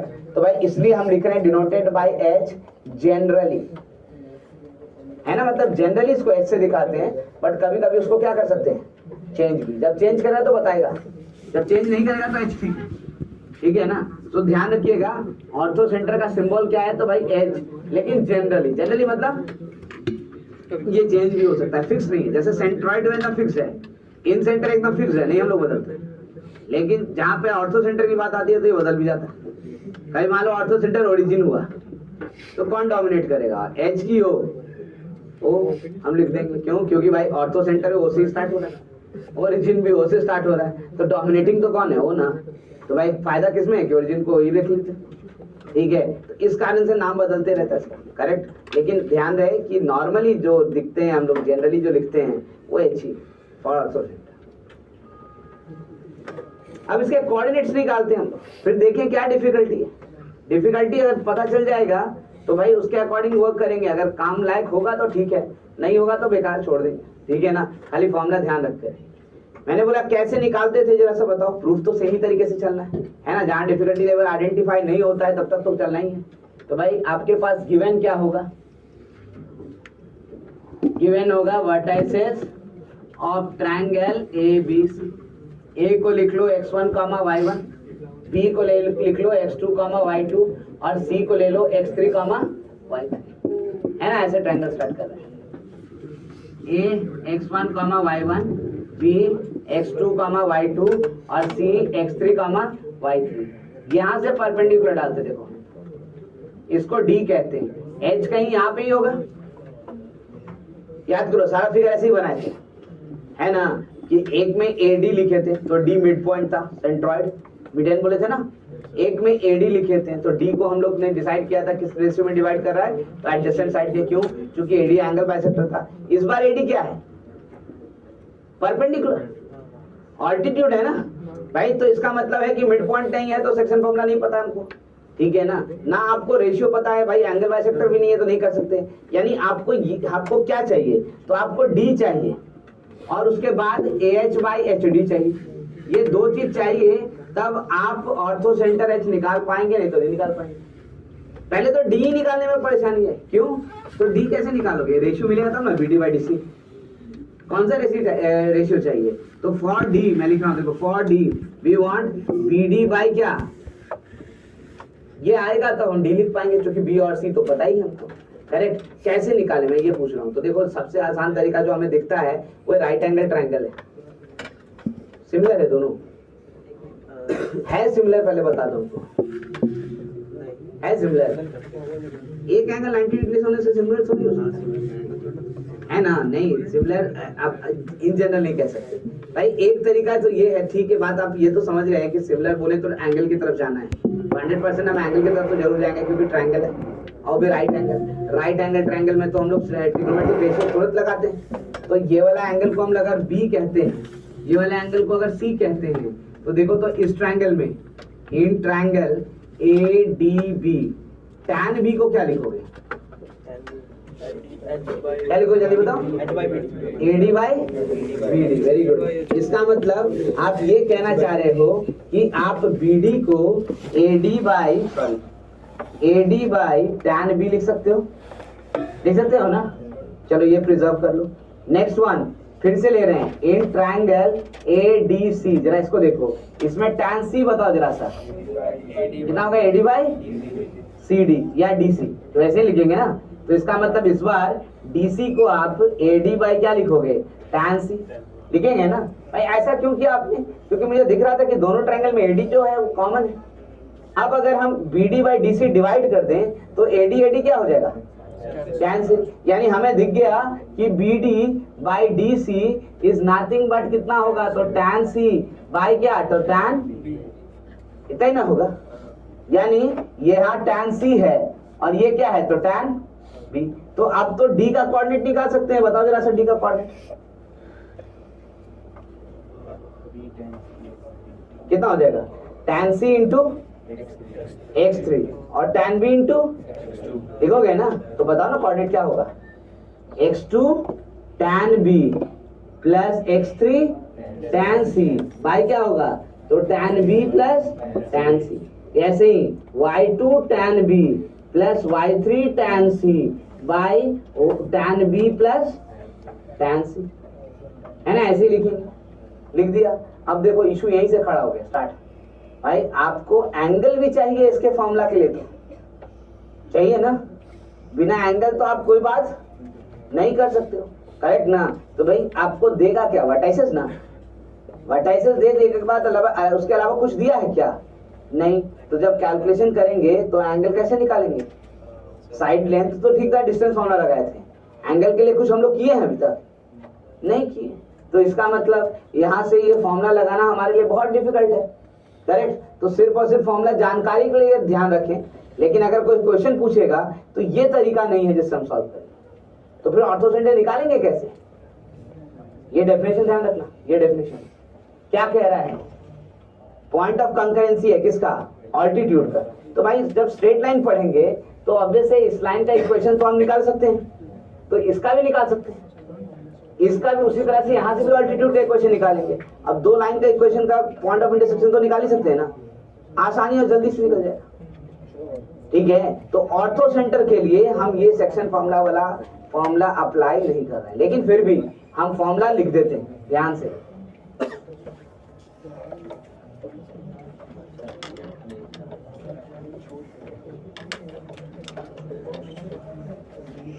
हम फॉर्मूला लिख देते हैं, करेक्ट ना। Ortho centre H can be written as x1 tan A plus x2 tan B plus x3 tan C by tan A plus tan B plus tan C। y1 tan A plus y2 tan B plus y3 tan C by tan A plus tan B plus tan C, ठीक है। ये हमारा ortho centre का formula है। हम इसके proof पे अब आगे नहीं बढ़ रहे। क्यों नहीं आगे बढ़ रहे, पता ही चल गया कि बेकार है, कभी यूज नहीं करना है, हमको कर भी नहीं सकते, कैसे करेंगे इस बताओ। जितना टाइम लगाएंगे एंगल ढूंढने में, उससे जल्दी तो हम स्ट्रेट लाइन निकाल के काम खत्म कर देंगे, ठीक है। या कोई ज्योमेट्रिकल कंडीशन देखें, है ना। अब हम ज्योमेट्रिकल कंडीशन के बारे में बात करें और दूसरा भी बात करेंगे कि भाई ऑर्थो सेंटर निकाल का और कोई तरीका हो सकता है क्या, उसके बारे में बात करेंगे। लेकिन फिलहाल इस फॉर्मूले का इस्तेमाल तो नहीं कर रहे, ये तो एकदम 100% क्लियर है।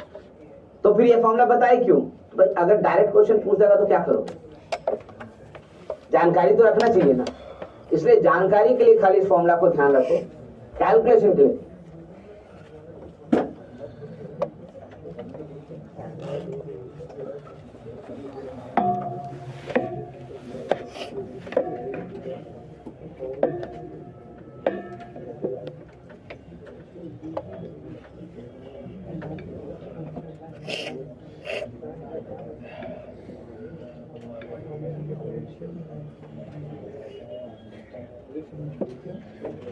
जब बात थोड़ा कम करो और जल्दी जल्दी नोट करो, तो फिर इसके अलग अदर कंडीशंस पे आते हैं, क्योंकि अल्टरनेट तो हमको ढूंढना ही पड़ेगा। जब तक स्ट्रेट लाइन नहीं सीखते हैं तब तक कोई स्पेशल केसेस में भी हम लोग सॉल्व कर सकते हैं क्या। तो मैं आपको थोड़ा ज्योमेट्रिकल कंडीशन के साथ चीज़ों को बताऊं कि कुछ स्थिति में शायद हम लोग कर पाएंगे और कुछ स्थिति में हमें वेट करना पड़ेगा।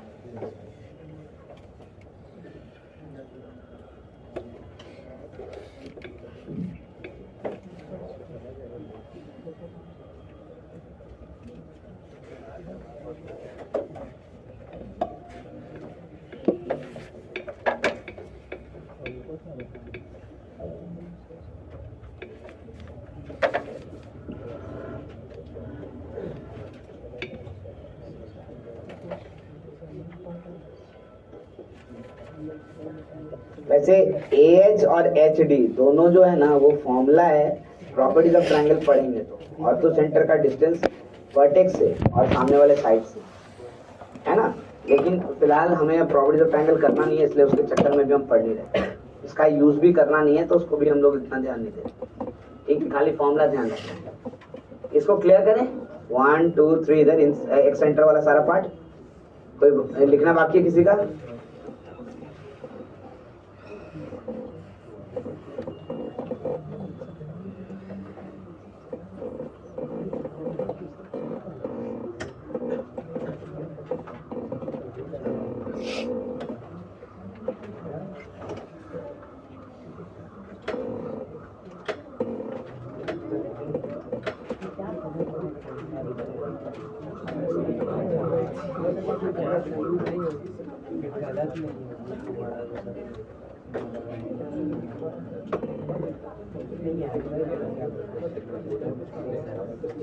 Some geometrical facts.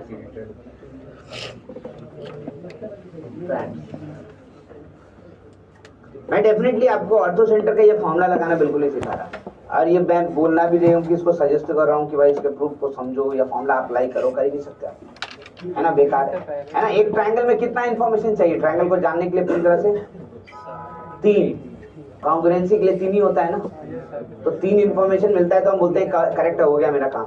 और 3 वर्टेक्स दे दिया तो तीनों साइड तो निकाल ही सकते हैं, तो एस एस एस से तो ट्रायंगल कॉन्ग्रुएंसी बता ही सकते हैं, तो भाई उसके अलावा क्यों देगा एक्स्ट्रा बात? क्योंकि कोई कभी भी नहीं देगा, तो जब देगा नहीं तो एंगल निकालना तो बहुत डिफिकल्ट हो गया हमारे लिए, तो बेकार हो गया हमारा, तो फॉर्मूला तो बेकार है। तो भाई हम सम ज्योमेट्रिकल फैक्ट्स देख रहे हैं जिसका मदद शायद हम क्वेश्चन में ले सके, जब तक स्ट्रेट लाइन नहीं कर रहे हैं। स्ट्रेट लाइन करें तो वो भी काम करेंगे, कभी कभी होता है कि ज्योमेट्रिकल फैक्ट्स और आसान कर देता है चीजों को, तो ये देखे जरूर से। भाई पहला फैक्ट तो आपको ये समझाऊं कि भाई ट्रायंगल की वैरायटी अगर बदलती है तो ऑर्थो सेंटर का पोजीशन बदलता है ना। सबसे पहले कितने तरीके का हमारे पास ट्रायंगल होता है? एक तो एक्यूट एंगल ट्रायंगल, दूसरा राइट एंगल ट्रायंगल, और तीसरा, है ना। तो यू कैन सी भाई, सबसे पहले मैं एक्यूट एंगल ट्रायंगल की बात करूं, एक्यूट एंगल ट्रायंगल, तो भाई इसके अंदर जो ट्रायंगल होगा उसमें सभी एक्यूट एंगल्स होंगे। जो एक्यूट एंगल ट्रायंगल होगा इसके अंदर जो तीनों एंगल्स होंगे वो एक्यूट होंगे, यानी लेस देन 90। तो भाई लेस देन 90 जब तीनों एंगल लोगे तो जब ऑर्थो सेंटर निकालोगे, देखो जब ऑर्थो सेंटर निकालोगे तो ortho centre lies completely inside the triangle. Ortho centre कहां जाएगा? ट्रायंगल के अंदर। वही चीज अगर आप राइट एंगल ट्रायंगल लेते हो, राइट एंगल ट्रायंगल लेते हो, ठीक है, तो देखो राइट एंगल ट्रायंगल है, ठीक है, जरा बताओ ये ABC, इसका ऑर्थो सेंटर कहां जाएगा? इसका ऑर्थो सेंटर कहां जाएगा? तो भाई यहां से परपेंडिकुलर डालते हैं सी से, किस पे परपेंडिकुलर डाल रहे हो? AB पे, तो कहां जाएगा? A पे, करेक्ट ना। B से परपेंडिकुलर डालो, कहां डालोगे? तो कहां जाएगा? A पे। इंडीड इस पे भी डालोगे तो यही ना जाएगा परपेंडिकुलर, देखो ना। तो तीनों कहां मिल रहा है? A पे। यही हमारा ऑर्थो सेंटर है। चलिए कम से कम ये तो समझ में आया कि तीनों वर्टिसेस दिया है, और अगर हम ये आइडेंटिफाई कर पाए कि इक्वल राइट एंगल ट्रायंगल है तब तो काम ही आसान। क्यों? क्योंकि जहां पर 90 डिग्री बन रहा है वही हमारा क्या है? Ortho centre. तुरंत बता पाएंगे। तो तीनों वर्टेक्स देने पे हम कैसे बता पाएंगे कि ट्रायंगल राइट एंगल है? Pythagoras theorem. साइड तो निकाल ही सकते हैं ना। p square is equal to b square plus h square is equal to p square plus, तो इमीडिएटली बता पाएंगे अगर ये रिलेशन सेटिस्फाई कर रहा है तो राइट एंगल, और राइट एंगल भी है तो ये भी पता चल जाएगा कि किस वर्टेक्स के साथ है। तो जिस वर्टेक्स पे राइट एंगल होगा वही हमारा क्या होगा? ऑर्थो सेंटर, करेक्ट ना। इंडीड तीसरा कंडीशन जो था हमारा वो ऑब्ट्यूस एंगल ट्रायंगल पे। ऑब्ट्यूस एंगल ट्रायंगल, यहां पर क्या होगा कि एक एंगल जो होगा वो 90 डिग्री से ज्यादा होगा, है ना। ऐसे ही ऑब्ट्यूस एंगल ट्रायंगल बनता है ना। देखो यहाँ A, यहाँ B और यहाँ क्या लिए। अब यहाँ पे जरा ऑर्थो सेंटर निकालने की कोशिश करो, देखो कहाँ जाएगा? 100% ये कहाँ चला जाएगा? ट्रायंगल से बाहर चला जाएगा। देखो ना, इसको एक्सटेंड करोगे तब इस पे 90 डिग्री, है ना। इसको एक्सटेंड करोगे तब इस पे 90 डिग्री, है कि नहीं। और ये दोनों 90 डिग्री जाके कहाँ मिल रहा है? यहाँ। तो यही हमारा क्या होगा? Ortho centre. So ortho centre lies outside the triangle, correct ना। जब ऑब्ट्यूज एंगल ट्रायंगल है तो ऑर्थो सेंटर कहाँ लाई कर रहा है, ट्रायंगल के बाहर। जब राइट एंगल ट्रायंगल है तो कहाँ लाई कर रहा है, वर्टेक्स पे, करेक्ट ना। और जब एक्यूट एंगल है तो कहाँ लाई कर रहा है, इनसाइड, ठीक है। तो भाई एक तो राइट एंगल ट्रायंगल पे आसान हो गया, आइडेंटिफाई करते तुरंत बता देंगे राइट एंगल ट्रायंगल। दूसरा इक्विलैटरल ट्रायंगल पे भी आसान है, क्यों, क्योंकि इक्विलैटरल ट्रायंगल पे सारा पॉइंट्स क्या करता है, कॉन्साइड्स कर जाता है, वेदर इट्स अ सेंट्रॉइड। इस कंडीशन को लिख ही लो, है ना, या अभी नहीं लिखो, उसको हम बताएंगे, येलो लाइन बताएंगे तो उसको डिस्कस करेंगे, रहने दो, है ना। यहाँ पे इतना इतना ही बहुत है हमारे पास। मैं इस पर्टिकुलर फिगर्स के जरिए एक क्वेश्चन भी दिखाता हूं जिसको एज अ नोट करके रखना, क्योंकि ये एक पार्ट था क्वेश्चन का, एडवांस के क्वेश्चन का एक पार्ट था। मतलब ये नहीं बोल रहे कि यही क्वेश्चन था, क्वेश्चन कुछ और था जिसमें ये वही हमें यूज करना था, सॉल्व करना था, तब आगे बढ़ पाते। Question 1, find if triangle ABC have vertices A 1, 2, B 7, 19 and C 13, 29, correct na? If a triangle ABC have vertices A 1, 2, B 7, 19 and C 13, 29, है ना। and comma देखे लिखो, and H is the orthocenter of the triangle ABC, then find the orthocenter of triangle ACF।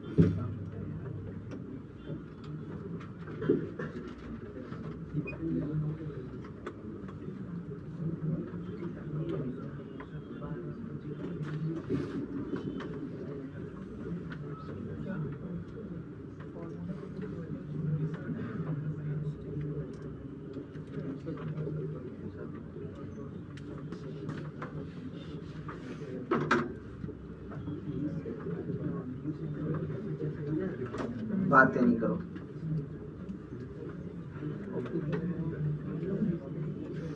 देखो I am waiting कि आप ये कम से कम attempt ले लें और साथ में ये सब नोट कर लें, ताकि फिर अगर मिटाना पड़े तो जल्दी मिटाएं।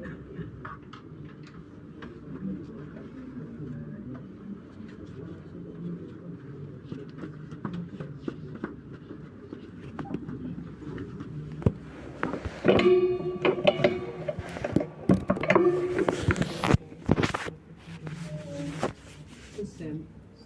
7,19 है 7,19 देखते हैं।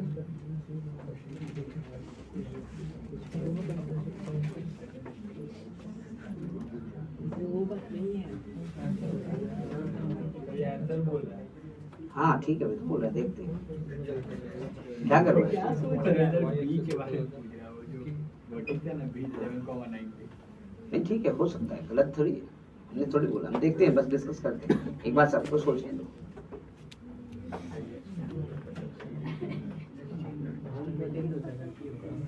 एंड प्लीज थोड़ा सा बातें कम करो, बातें कम करो।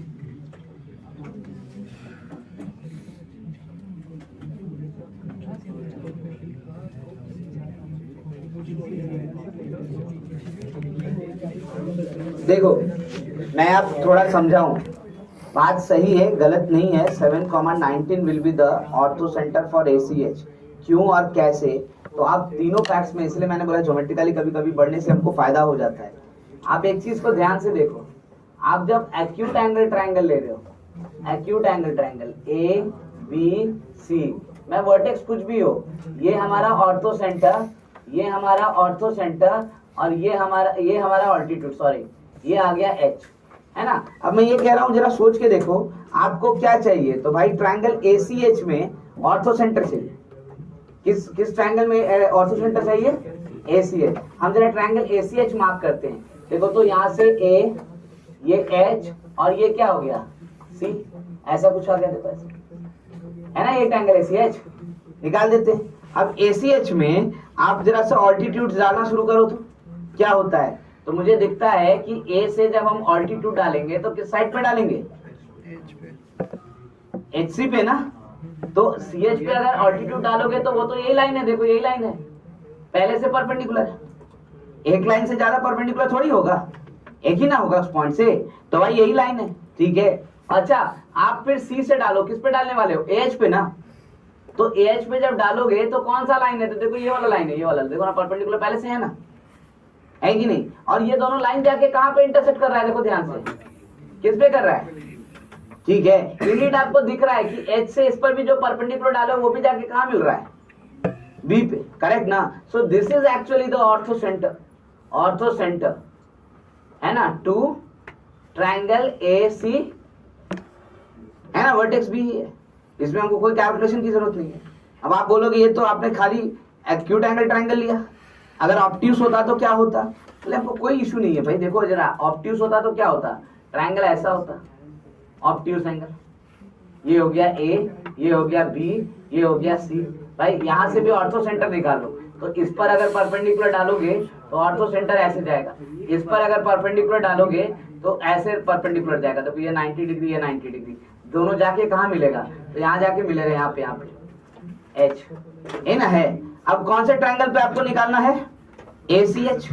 वापस देखो, ये है A, ये है H, ये है C। इस वाले ट्रायंगल पे आपको ऑर्थो सेंटर निकालना है। बताओ जरा सा कहाँ पे जाके मिलेगा? तो देखो ना जरा सा, C पे हम ऑल्टीट्यूड डालते हैं, C से किस पे डालेंगे ऑल्टीट्यूड? AH पे, है ना। तो AH पे ऑल्टीट्यूड कौन दिख रहा है? तो ये ना दिख रहा है, देखो दिख रहा है ना। अच्छा फिर हम डालते हैं किस पे? तो A से डालते हैं किस पे? तो CH पे, कौन दिख रहा है ऑल्टीट्यूड? देखो यही वाला दिख रहा है ना। तो ऑटोमेटिकली ये लाइन और यह लाइन जहां मिला, तीसरा लाइन भी वहीं से पास करेगा, और तीनों कहां से ज्यादा दिख रहा है हमको? B से। सो this is ortho centre, ortho centre है ना, टू ट्रायंगल ACH। आप राइट एंगल देखना चाहो तो राइट एंगल में भी दिखेगा, ठीक है ना। सो ध्यान रखिएगा कि बार बार मैं कह रहा हूं कि इन सब चीजों को ज्योमेट्रिकली भी समझा जा सकता है, सिर्फ डेफिनेशन से, और कुछ नहीं कह रहे। सो हम लोग क्या लिखे यहाँ पे आंसर कि ortho centre to triangle ACH is equal to vertex B। Likewise ortho centre to triangle ABH क्या होगा बताओ जरा? C, है ना। उसी तरीके से ortho centre to triangle BCH ये क्या होगा? है ना। तो यहाँ तो सोचना ही नहीं, हमको कैलकुलेट ही नहीं करना है। और जैसा मैंने कहा कि ये क्वेश्चन का एक पार्ट था, तो भाई ये अगर आपको पता है तो ये पार्ट तो ऐसे निपट जाएगा, और नहीं तो यही निकालते निकालते आधा दिन निकल जाएगा। ठीक है ना, तो इस बात को ध्यान में रखिएगा। यहाँ तो आपके पास कम से कम यह अपॉर्चुनिटी था कि समझ में आ रहा है कि हमको कोशिश नहीं करना है। क्यों? हमको कुछ ना कुछ कंडीशंस देखना है। सिर्फ कोशिश करने के लायक हम लोग तो अभी कुछ काम ही नहीं किए। लेकिन जब सब खत्म कर लेंगे फिर ये क्वेश्चन अगर आता सामने तो फिर तो कोशिश ये करते हैं ना कि स्ट्रेट लाइन से बनाते हैं हम लोग, है ना। तो इस कारण से इस बात को ध्यान में रखिएगा, यहीं पे बोले इस बात को।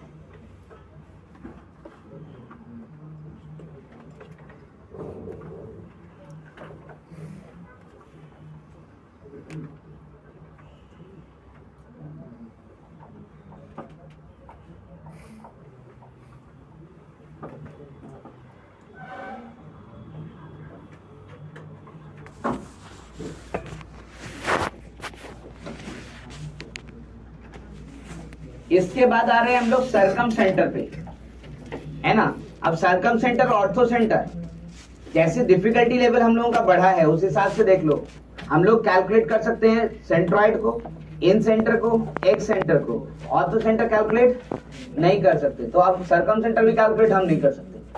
मतलब इस फॉर्मूला से तो कैलकुलेट हम नहीं कर सकते। तो भाई क्यों? तो सरकम सेंटर का फॉर्मूला मैं लिख के बताता हूँ, लेकिन पहले उसके डेफिनेशन को तो लिख दे।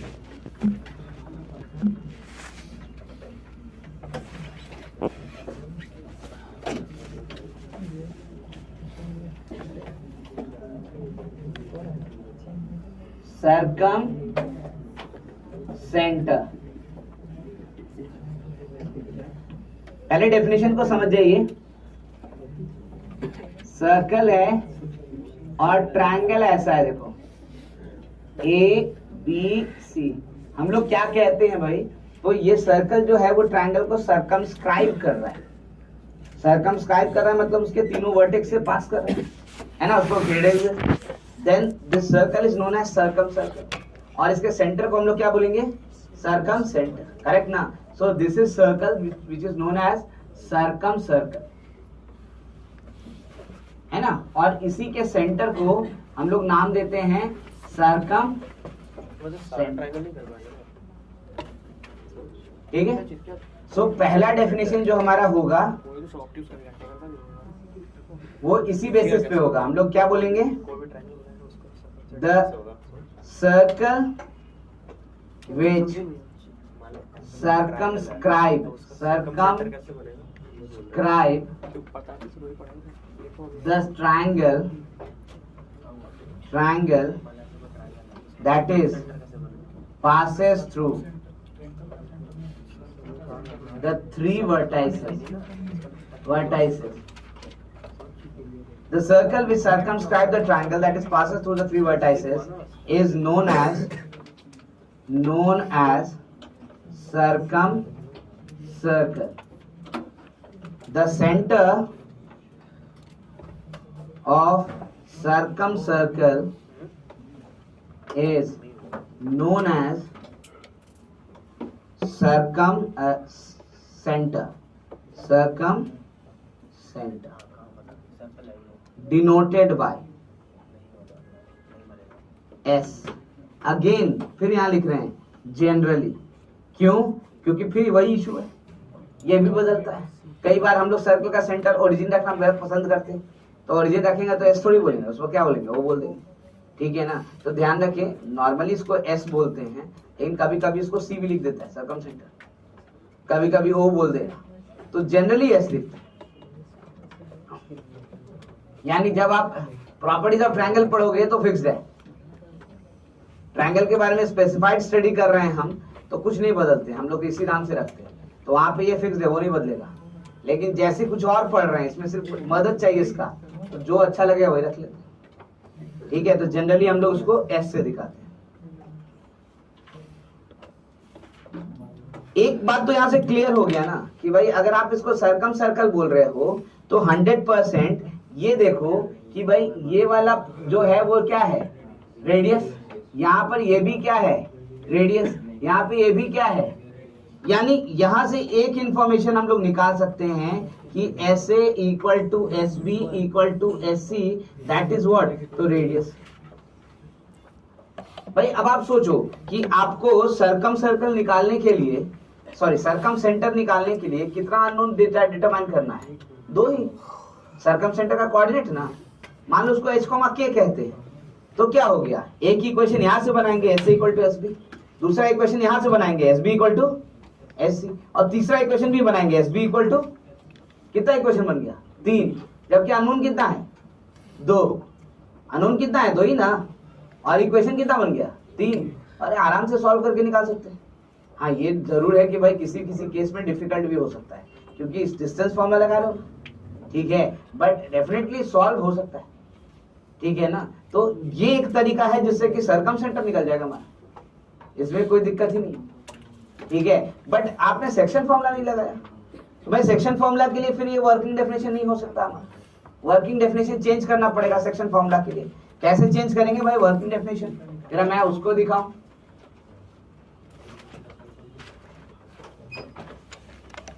मैंने कहा देखो ये सर्कल है और ये आपने ट्रायंगल ले लिया है ना, ये आपने ट्रायंगल ले लिया ABC।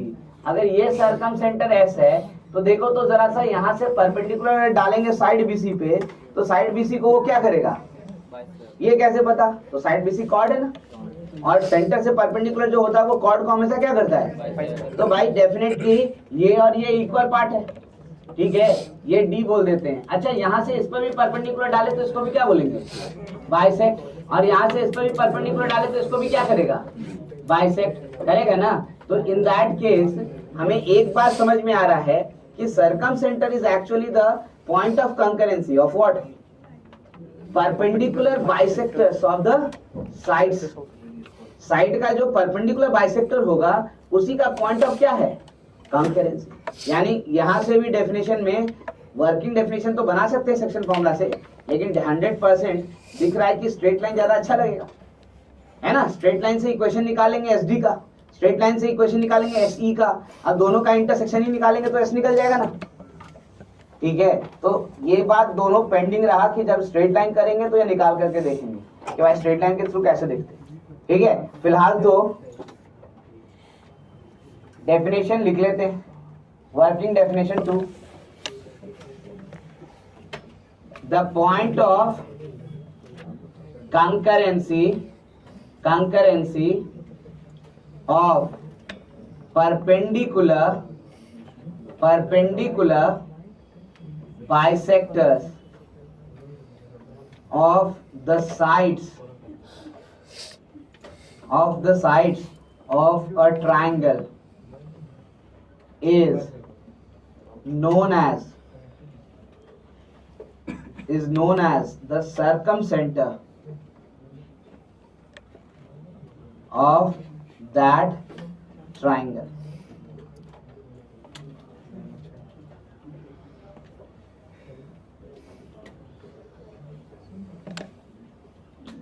ठीक है, यहाँ पे भी हम लोग इसको क्या नाम दिए भाई, तो देख लीजिएगा, ये पॉइंट ऑफ कंकरेंसी का परपेंडिकुलर बाइसेक्टर्स का, किसका परपेंडिकुलर बाइसेक्टर? साइड्स का, जिसको हम लोग कह रहे हैं क्या, तो हम लोग बोल रहे हैं it is the circumcentre of the triangle.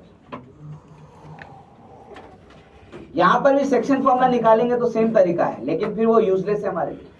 क्यों? क्योंकि यहाँ पे भी एंगल यूज होता है, तो भाई क्यों निकाल के टाइम बर्बाद करें। एक बात तो समझा ही चुके आपको कि भाई इसके बाद से ऑर्थो सेंटर, सर्कम सेंटर सब बेकार है, हम लोग सेक्शन फॉर्मूला इस्तेमाल नहीं कर सकते। तो बस मैं यहाँ पे आपको रिजल्ट बताता हूँ। If vertices of triangle ABC are A x1, y1, B x2, y2 and C x3, y3, then S can be written as, ध्यान दोगे मैं सिर्फ और सिर्फ क्या लिख रहा हूं, तो फॉर्मूला। क्यों? क्योंकि फॉर्मूला ये याद रहे कि भाई क्या है ना, यूज नहीं करना है, इसको हम सॉल्व नहीं कर सकते, एकदम सिंपल बात। x1 sin 2a plus x2 sin 2b plus x3 sin 2c by sin 2a plus sin 2b plus sin 2c, y1 sin 2a plus y2 sin 2b plus y3 sin 2c by sin 2a plus sin 2b plus sin 2c। So आप देख रहे हो कि फिर से इसमें angle involve है। Angle involve है तो मतलब इस फॉर्मूला का भी इस्तेमाल हमें नहीं करना है। लेकिन कभी अगर डायरेक्ट क्वेश्चन पूछ दिया तो क्या करेंगे, तो कम से कम ध्यान तो रखें कि साइन वाला किसका है, किसका है साइन वाला, तो सर्कमसेंटर। टैन वाला किसका है, तो ऑर्थो सेंटर।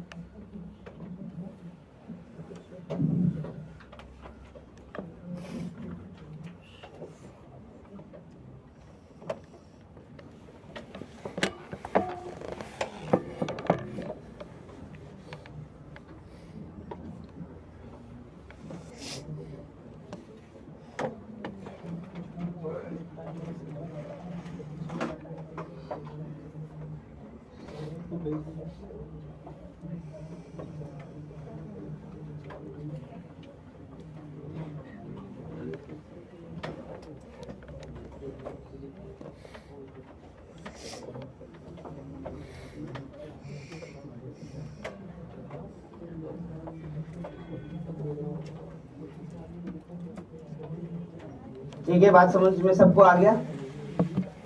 जो इंफॉर्मेशन, ध्यान दो बात नहीं, जो इंफॉर्मेशन अब हमें बात करना है वो हमारे लिए ज्यादा जरूरी बात है कि भाई ध्यान से देखिएगा। तो मैं एक इंफॉर्मेशन आपको दे रहा हूँ, हालांकि क्वेश्चन तो आप भी बना सकते हैं। अगर कोई बोलेगा कि हमको सर्कम सेंटर बताइए, तीनों वर्टाइसेस दे रहे हैं, तो ये फॉर्मूला तो नहीं करेंगे यूज, लेकिन ये तरीका है ना जिससे हम क्या निकाल सकते हैं, सर्कम सेंटर, करेक्ट ना। तो आप बोलो ऑर्थो सेंटर, तो ऑर्थो सेंटर के लिए खाली एक और इन्फॉर्मेशन, तो ऑर्थो सेंटर भी निकल जाएगा, है ना। हालांकि अगर ज्योमेट्रिकल कंडीशन की बात करें सर्कम सेंटर की, तो यहाँ पे ध्यान रखना कि अगर ट्रायंगल राइट एंगल ट्रायंगल है ना, तो 100% सर्कम सेंटर और आसानी से निकलेगा। कैसे, तो भाई राइट एंगल ट्रायंगल में सर्कम सेंटर जो होता है वो हमेशा हाइपोटेनस पे लाई करता है, और वो हाइपोटेनस का क्या होता है, तो मिड पॉइंट। ठीक है, मैं एक बात आपको एज अ नोट लिखवा दूंगा, बट भाई ठीक है, पहले हम बात कर ले यूलर लाइन, उसके बाद ये सब करेंगे। यूलर लाइन हम पहले इसकी बात कर ले, उसके बाद कुछ और कहेंगे, क्योंकि एक बात तो समझ में आई कि भाई अगर नहीं जानते हम स्ट्रेट लाइन अभी, तो क्या हम बिल्कुल नहीं निकाल सकते, तो नहीं निकाल सकते, थोड़ा लेंदी पड़ेगा और कुछ नहीं। उसको हम लोग छोटा करेंगे, स्ट्रेट लाइन के करेंगे। Now what is Euler line, तो ये ध्यान रखना किसी भी ट्रायंगल में अदर देन इक्विलैटरल ट्रायंगल। क्यों भाई, तो इक्विलैटरल ट्रायंगल में सब एक ही पॉइंट होता है, कॉन्साइड कर जाता है। ठीक है, तो भाई किसी भी ट्रायंगल के अंदर 3 पॉइंट हमेशा एक ही लाइन पे होता है। कौन कौन सा पॉइंट होता है, तो पहला पॉइंट ऑर्थो सेंटर, दूसरा पॉइंट सेंट्रॉइड, और तीसरा पॉइंट क्या, circum centre. They are always collinear, और इसी लाइन को हम लोग नाम क्या देते हैं, तो हम लोग कहते हैं इसको यूलर लाइन। ठीक है, और अच्छी बात क्या होती है कि उस लाइन पर भी जो सेंट्रॉइड होता है वो ऑर्थो सेंटर और सर्कम सेंटर को किस रेशियो में डिवाइड करता है, तो 2:2 इसमें भी। तो अब जरा सोचो, आप अगर सर्कम सेंटर निकाल लोगे वर्टेक्सेस देने पे, और सेंट्रॉइड निकाल लिए हो वर्टेक्सेस देने पे, तो क्या ऑर्थो सेंटर नहीं निकलेगा? किसके फॉर्मूला से, किसकी मदद से, यूलर लाइन, है कि नहीं। तो यूलर लाइन हमें पता है तो हम ऑर्थो सेंटर भी निकाल सकते हैं, थोड़ा मेहनत ज्यादा लगे और कुछ नहीं होगा। तो ये बात ध्यान रखेंगे। In any triangle other than in any triangle except equilateral triangle in any triangle except equilateral triangle, ortho center H, centroid G, and circumcenter S always lies on a line, है ना, in any triangle except equilateral triangle, orthocenter, centroid and circumcenter always lies on a line known as Euler line. है ना, हमने इसको define भी कर दिया. Moreover, centroid G divides joining of orthocenter H and and circumcenter S in ratio 2:1. That is Hg by Gs is equal to 2/.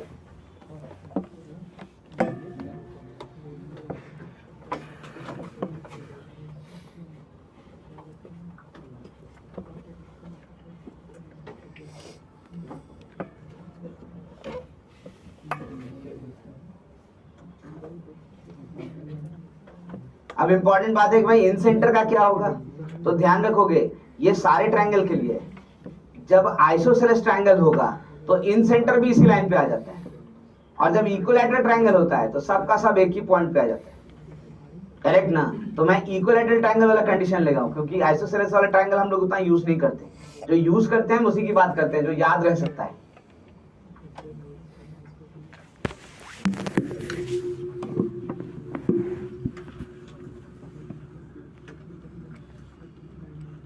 Note,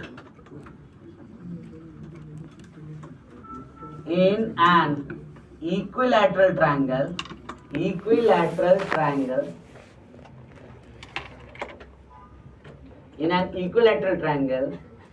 all the points कौन कौन सा? तो ऑर्थोसेंटर H, centroid G, circumcenter S and in center I coincides.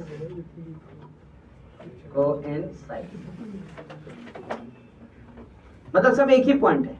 तो जैसे identify हो जाए कि भाई ये इक्विलैटरल ट्रायंगल है, तब आपसे ऑर्थोसेंटर पूछे, चाहे सर्कमसेंटर पूछे, चाहे इन सेंटर पूछे, कुछ भी पूछे, आप क्या निकालेंगे? खाली सेंट्रॉइड, क्योंकि सबसे आसान कौन है? सेंट्रॉइड. आपको जो लास्ट क्लास में क्वेश्चन दिया था याद करो, जो पूछा हुआ क्वेश्चन था उसमें ट्रायंगल कैसा आया था? इक्विलैटरल, है ना? इसका मतलब वो इन सेंटर पूछा था, लेकिन बेकार है, हम तो क्या निकालेंगे? सेंट्रॉइड, क्योंकि इक्विलैटरल में तो सब क्या कर जाता है? Consent.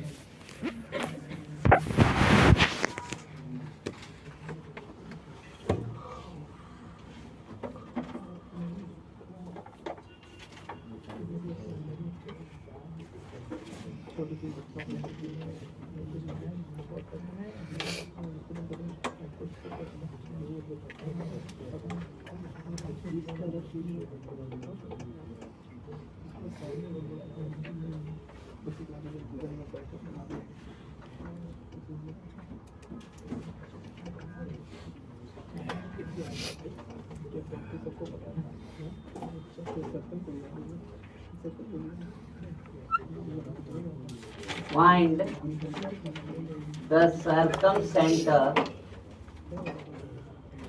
of the triangle ABC with vertices, ध्यान दो, with vertices A 1,3, B 2,4 and C 1,6.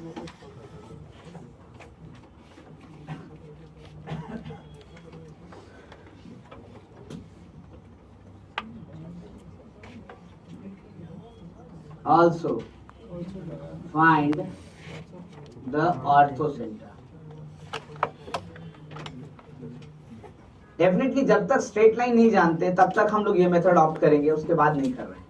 तो भाई एक क्वेश्चन सिर्फ और सिर्फ ये बात याद रखे, इसलिए इसलिए दिया नहीं। कोशिश ये किया है कि कैलकुलेशन आसान हो, वैसा ही क्वेश्चन पुट अप किया है जिसमें कैलकुलेशन थोड़ा आसान हो जाएगा।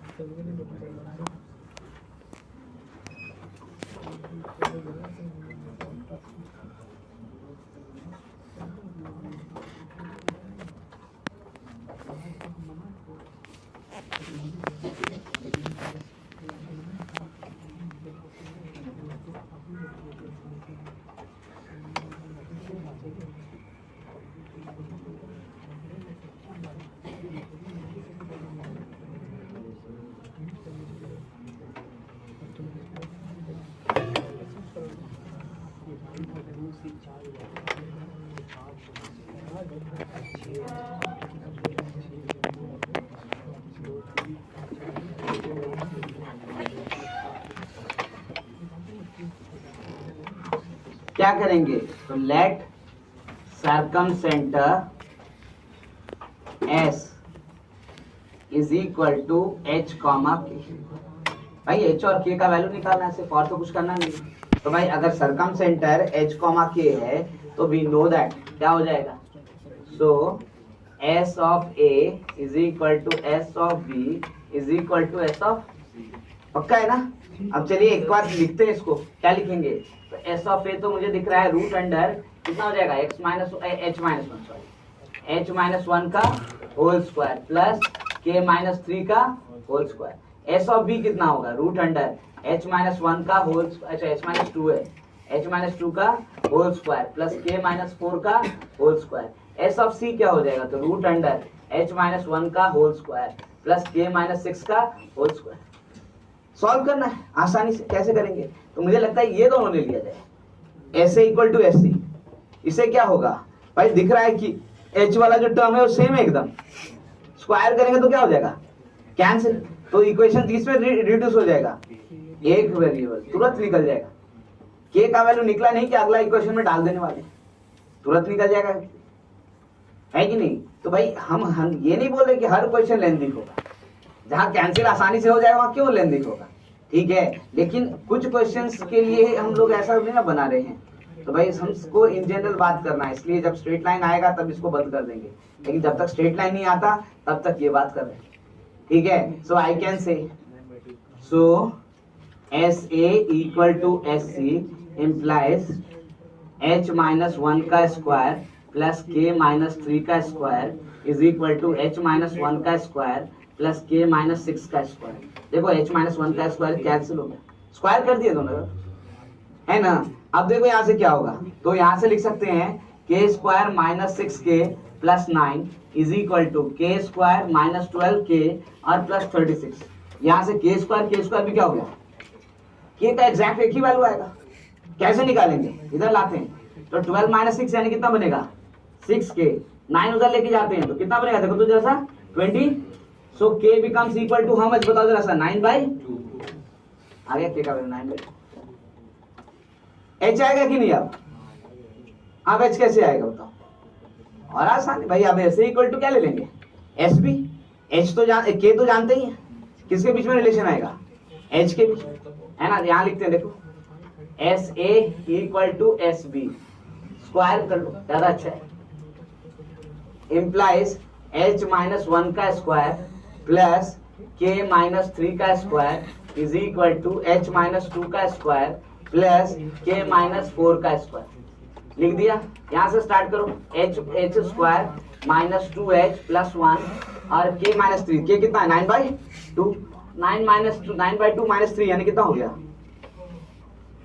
9 माइनस 6 यानी कि 3/2 का स्क्वायर, तो कितना हो जाएगा 3/9/4, है ना? यहां से लिख रहे हैं राइट हैंड साइड, यहाँ से H square minus 4h plus 4 plus यहाँ बताओ क्या होगा 9/2 माइनस 4 यानी 9 माइनस 8 1/2 यानी 1/4 ऐसे लिख दिया ना, सॉरी 1/4।